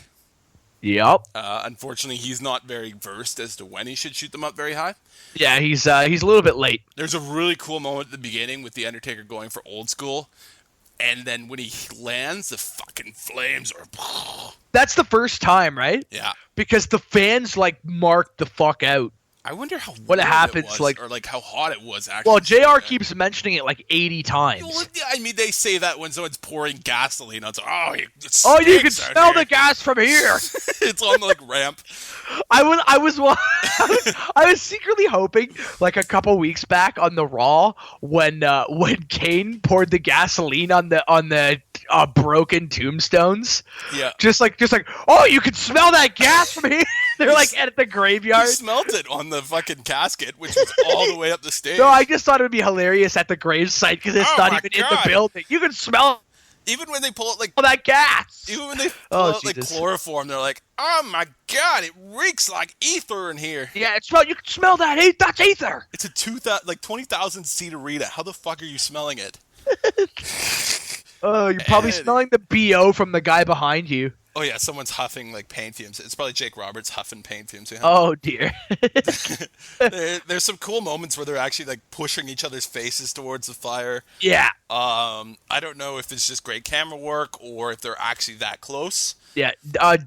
JR keeps marking out many times in this match whenever the flames shoot up. Oh my god. It's great.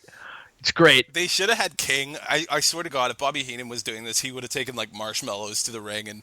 Oh yeah, because Bobby the Brain Heenan was the greatest heel commentator of all time.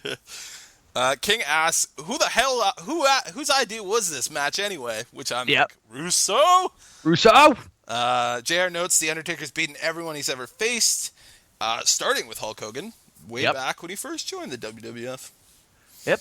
Announcers keep mentioning how much they're sweating. Undertaker mounts a huge comeback, flying clothesline, Russian leg sweep.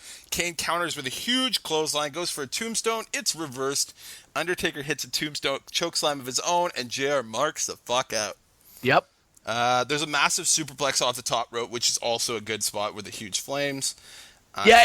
Many times during that spot before the superplex, when Kane was sitting on the turnbuckle, I thought his boots were going to catch on fire. He was so close, right? He was so close. Or maybe it's just good camera work. Yeah, it might be. We need a But Kevin I think Dunn. even JR mentioned. I think even King mentioned that. He's like, his boots, JR. Look how close his boots are. Yeah, JR thought Undertaker's hair caught on fire at one point. Yeah, well, there was one point where the Undertaker sold it really well. Mm-hmm. He jumped at Kane, and Kane moved out of the way, and then Undertaker went over and rolled really close to the fire, and immediately rolled back in a panic, thinking that he might have been too close. They're crazy Yeah. motherfuckers.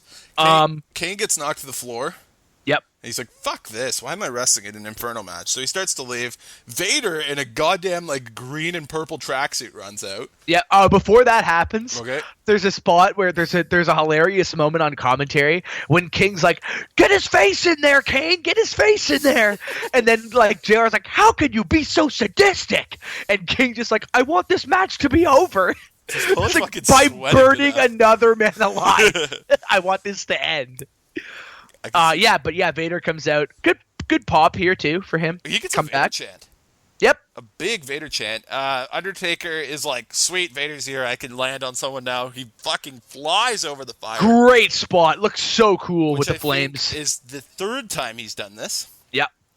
He lands on both men. I don't know what Vader did to Undertaker, but he's dragged away.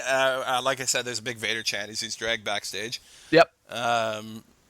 Undertaker hits Kane with a chair twice. Some good shots. Couple good shots. Which is where Kane gets hit in the back the second time and crawls to the ring apron and sticks his like head and arm underneath the ring apron for a while so they can apply the fire retardant shit on his sleeved arm. Yeah, you told me about this, and I was shocked to actually hear that. I just assumed he'd have like, I don't know, asbestos or some shit under his gloves. If you look at it like before and after, like you can see how much thicker his arm is when it gets put in the fire, and it looks like it's all bubbled because it's just the spray stuff. Oh, okay. But it's all like bubbled out. I gotta rewatch this just to see them spray him. I like to think he's got like fucking like foam all over his arm when we see him again. And, the base, but like Undertaker gets his revenge on Paul Bearer when Kane's getting this all done. So he hits him in the head with the fucking bass drum. Oh yeah. JR's like, "What song is that?" Just bare blades, of course. Yep. Undertaker runs back to the ring. I guess Kane has his shit on by now. Yep. Kane's in his fucking like bomb-proof suit. He tries to fucking hit Undertaker with a chair. And then Undertaker like sort of does like a counter or whatever, and then Kane's arm goes right on top of one of the propane things and catches on fire. And JR's like, "Kane's on fire!" It takes him a while to he like literally has to keep his arm in there and be like 1, 2, 3. 3, 4, and it's on. And then he does his. Then he just like calmly sort of like he walks calmly, but he's like shaking his arm all the way to the back. He doesn't do the Stay Puft Marshmallow Man. No. It's the greatest. The greatest thing. That's the greatest comparison I've ever made. Your favorite. I'm calling it now. He's melting marshmallow pieces off him while he's doing it. All right. Well, after we saw a man get set on fire, it's time for the main event. Oh, thank God. We get a nice repack video of Austin and Dude Love. Yep. Which has my favorite line. "You said you could beat me with one arm tied behind your back." Yeah. At the beginning of the match, Dude Love tries to sneak attack Austin. Austin's a little too smart to this shit. He immediately hits a flurry of punches onto Dude. Austin and Mick brought up the ramp because Attitude Era. I literally used several different words and names for Mick Foley here, so we're going to go back and forth. Foley has a decent lead on Austin, but Austin just full-on sprints him and takes him out on the ramp. JR goes on about how popular Austin is. He notes that some moron mentioned that he'd never get over wearing black trunks. Eric Bischoff. There's a great spot where Austin just tosses Foley off the fucking stage onto the concrete. Oh my God, that's so ridiculous. And then we get JR going, how do you learn to fall on concrete? Is my JR good, by the way? It's not bad. All right. I always like this one where he's called, it's like, "Oh, because there's going to be some idiot out there that says, oh, they know how to fall." He always has to do it. I know. He's like, "How do you learn how to fall off a 20-foot ladder?" I like to think when he gets injured at home, he like has to sell it to his kids and be like, "Oh my God, I'm sure some idiots will think their father can just fucking fall on the kitchen floor." Probably his kids are like, "Come on, Dad."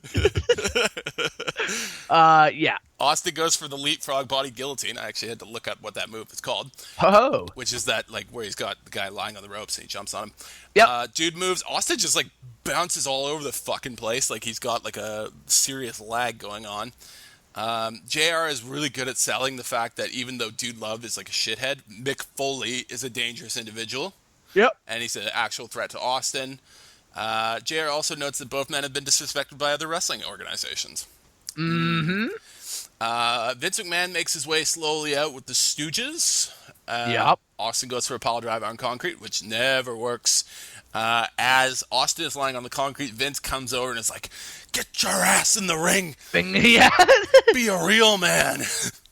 Austin Oh, starts God. stalking him up the ramp. Dude grabs Austin, rolls him back in the ring. He puts Austin in his bullshit half Nelson. Abdominal stretch. Oh, is it an abdominal stretch? Okay. Yeah. I can't speak right now. Abdominal stretch. And then McMahon calls for the bell. Ring the fucking bell. Bell. Yeah. And no. Austin gets Mick Foley outside. He actually does that ridiculously stupid knee first suplex onto the steel steps. Yep. I'm sure that took many years off Mick Foley's ability Yo, to walk. that fucking thing is ridiculous. This one looks so brutal. It's just the sort of shit is why he can't walk anymore. Like, he sells it as his knee. He fucking hit the small of his back first. You can see that shit. It's harsh, yeah. Oh, fuck, it looks bad. Did you hear his son actually works for Creative now? Really? Yes. Maybe that's good news for the future. And his good-looking daughter is trying to get a job as an interviewer. His good-looking daughter's only good-looking because of his wife. His daughter's smoking, though. Yeah, I imagine so. His wife was very attractive. And do by some- was, I mean is. You need to do some Googling after this podcast, Garrett. Oh, dear God. I know. Dude sets up some Sweet Shin music, which I love that he still uses. I also love that we get a repeat of last month's finish with Sweet Shin music. Yep. You get the Austin grabbing the boot, flipping around, only this time Dude Love clotheslines the referee. Austin actually is in the mandible claw, which is impressive. That Dude actually is taking him out with really no cheating. Yep. JR incensed, demands that maybe Vince should just referee the match. Next month, JR, next month. Dude tries to hit Austin with the chair. Austin bats it into his face. Austin picks up the chair, and as Vince tries to help with Dude Love, Austin hits Vince in the face with the chair. Murders him. Which is so blatant, but I love JR being like, "Oh my God, it was an accident." And then King being like, "What the hell was that?" Stunner to Dude Love, there's no rev. Austin's just like, Austin fuck it. counts the 3 himself. And then his music starts playing. Russo! Oh, God. And then Austin's like, all right, I guess I won. He picks up the title. He walks out. Best part about this, I'm watching on the WWE Network, so they have the little, ticker on the bottom that shows you how long things have been going on. Yep.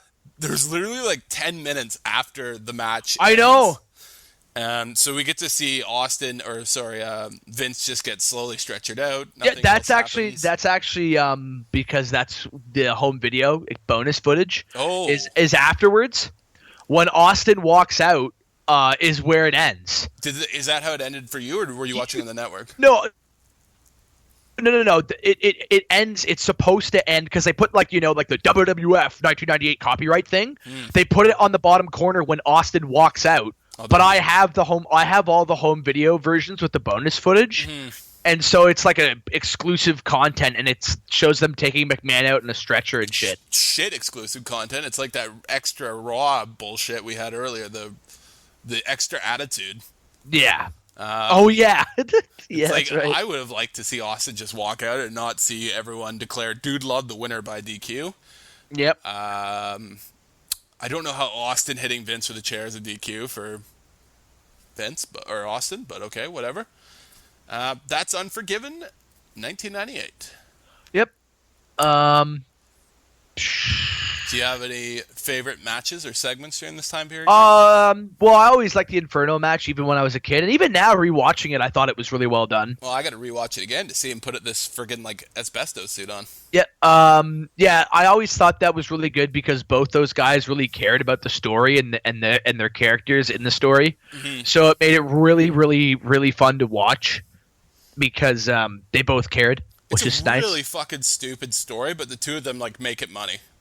Yeah, fuck. Could you imagine now, somebody that's like, "Oh, I went to your fucking graves and desecrated them, and then all this shit, and then dug them up and set one of them on fire, and then threw you into the other one." People would be like, "No, this is not going to happen." But they made it credible with the way they did it. Yeah, it was great. It was really good. I like that. I like that whole feud. The Austin McMahon is clearly the thing that everyone's watching for, and it's it's really what started changing the ratings around again. Fucking right. I can watch this shit forever. Fuck people, and the main reason I think is because people always want to be able to stick it to their boss, but they can't because they'll get fired. and like they can sort of relate to Austin. Like Austin's kicking their boss's ass for them. They're sort of living vicariously through the Austin character. Yeah. Which is really cool. Yeah, and this time it was actually unique and novel. Well, that's the thing, right? No, it's like everyone does it, but it's still a really cool idea that you can kind of stick it to the man and be that rebel that you. But also kudos to McMahon for always putting himself in jeopardy like this. Or like we'll see it especially in the next couple months, in the next couple episodes we do, where like McMahon isn't afraid to take a bump or take a hit or get humiliated to help put his main guy over. Yes. And that's really important. Like Bischoff, also, when Bischoff's an authority figure, like he knows it's not really about him. Like his job is to make the talent look fucking great for beating the shit out of him. Yep. And making people want him to get his ass kicked. If he doesn't get his ass kicked, well, he's just burying the guy. And and no one wants to see that. We have like Triple H and Stephanie can't get comeuppance because she's a woman. Yeah. And so she just demeans everyone, men, woman, and starts Divas Revolutions. Oh, Some God. say she started it. Oh, dear. And Triple H only comes out of the woodwork if someone's going to pay him $1 million for a WrestleMania match. Yep. So, it's not really the same. They need someone kind of slimy like that who can, get their asses kicked occasionally. Yeah. Not Sheamus. Sheamus? No, not Sheamus. I agree. Yeah. What did you hate? Or dislike? Well, this whole Owen losing all the time thing sucked ass. Ugh, I'm so sick of it. That's probably like the number one thing. Owen pissed me off. Like after Owen came back and like confronted Vince in '97, end of '97. Yep. That could have been the kind of guy, if he had actually like walked through Triple H or walked through Shawn Michaels, that could have been the kind of guy who confronted Austin the next night after WrestleMania and been like, yo, you got rid of my brother, I'm still around, I deserve a title match, like that sort of stuff. Well, absolutely. But they're just burying Owen. But by the time, Triple H is just done with him, he's pathetic and he needs a turn because he's got nothing. Yeah. I don't understand the need for Triple H to beat him. I don't think Triple H has gained anything by beating Owen repeatedly. At first you might have got some good heat and stuff off of it, but like when you do it 8 times in a row, we've already seen it. No one cares anymore. I also thought the chain match was just like the stupidest idea. Oh, Jesus Christ. Sometimes I'm assuming Russo is doing his like idiot savant thing as James Cornette. Jim Cornette, there we go. Where he's like, Russo would just come up with 100 ideas and only one of them would be worth a shit. Yeah, and Vince was savanting his way through and picked one out. Through all the shit. So I'm guessing this is one of those ideas. Oh, probably. Yeah. Any other thoughts? No, I don't think so. I think apart from where we can be found in our closing theme. Yeah. And what's coming up next time. So we're going to see more of the generation of the Austin McMahon feud. It's going to really heat up in the next episode. We're going to be covering Over the Edge, which is fucking awesome. Maybe a match of the era. Really good. You know what? I could totally. There could be an argument made for that. We'll see. Absolutely. There's definitely one coming next after that one, though. Oh yeah. Yep. Val Venus, Edge, I think are coming soon. Yeah. Edge. Edge starts getting promos, and Val Venus has his debut coming up in the next our next episode. Who does Val Venus immediately feud with? I guess I'm not entirely sure because he kind of just comes in and people do the job for him. Oh, okay, so he's just like getting right off the bat, and then I can't think of who he actually starts feuding with. Then someone choppy says PP. Yes. So other than that, find us on Twitter at Tweener Podcast. Yep. Check us out on YouTube. Subscribe on Facebook as well. Tweener Wrestling Podcast on Facebook and YouTube. And if you got any ideas or thoughts or comments or hate us or anything, send us an email. Hate us. tweenerwrestlingpodcast@gmail.com. We like to respond to those sort of things. So just reach out to us and talk to us. Yep. And I think other than that, I think our closing theme we decided was going to be Dude Love, right? Yes, sir. All right. Not going to hear outside of this time period, so Yep. Other than that, I think until next time, we'll just say see you later, right? have a good one. All right.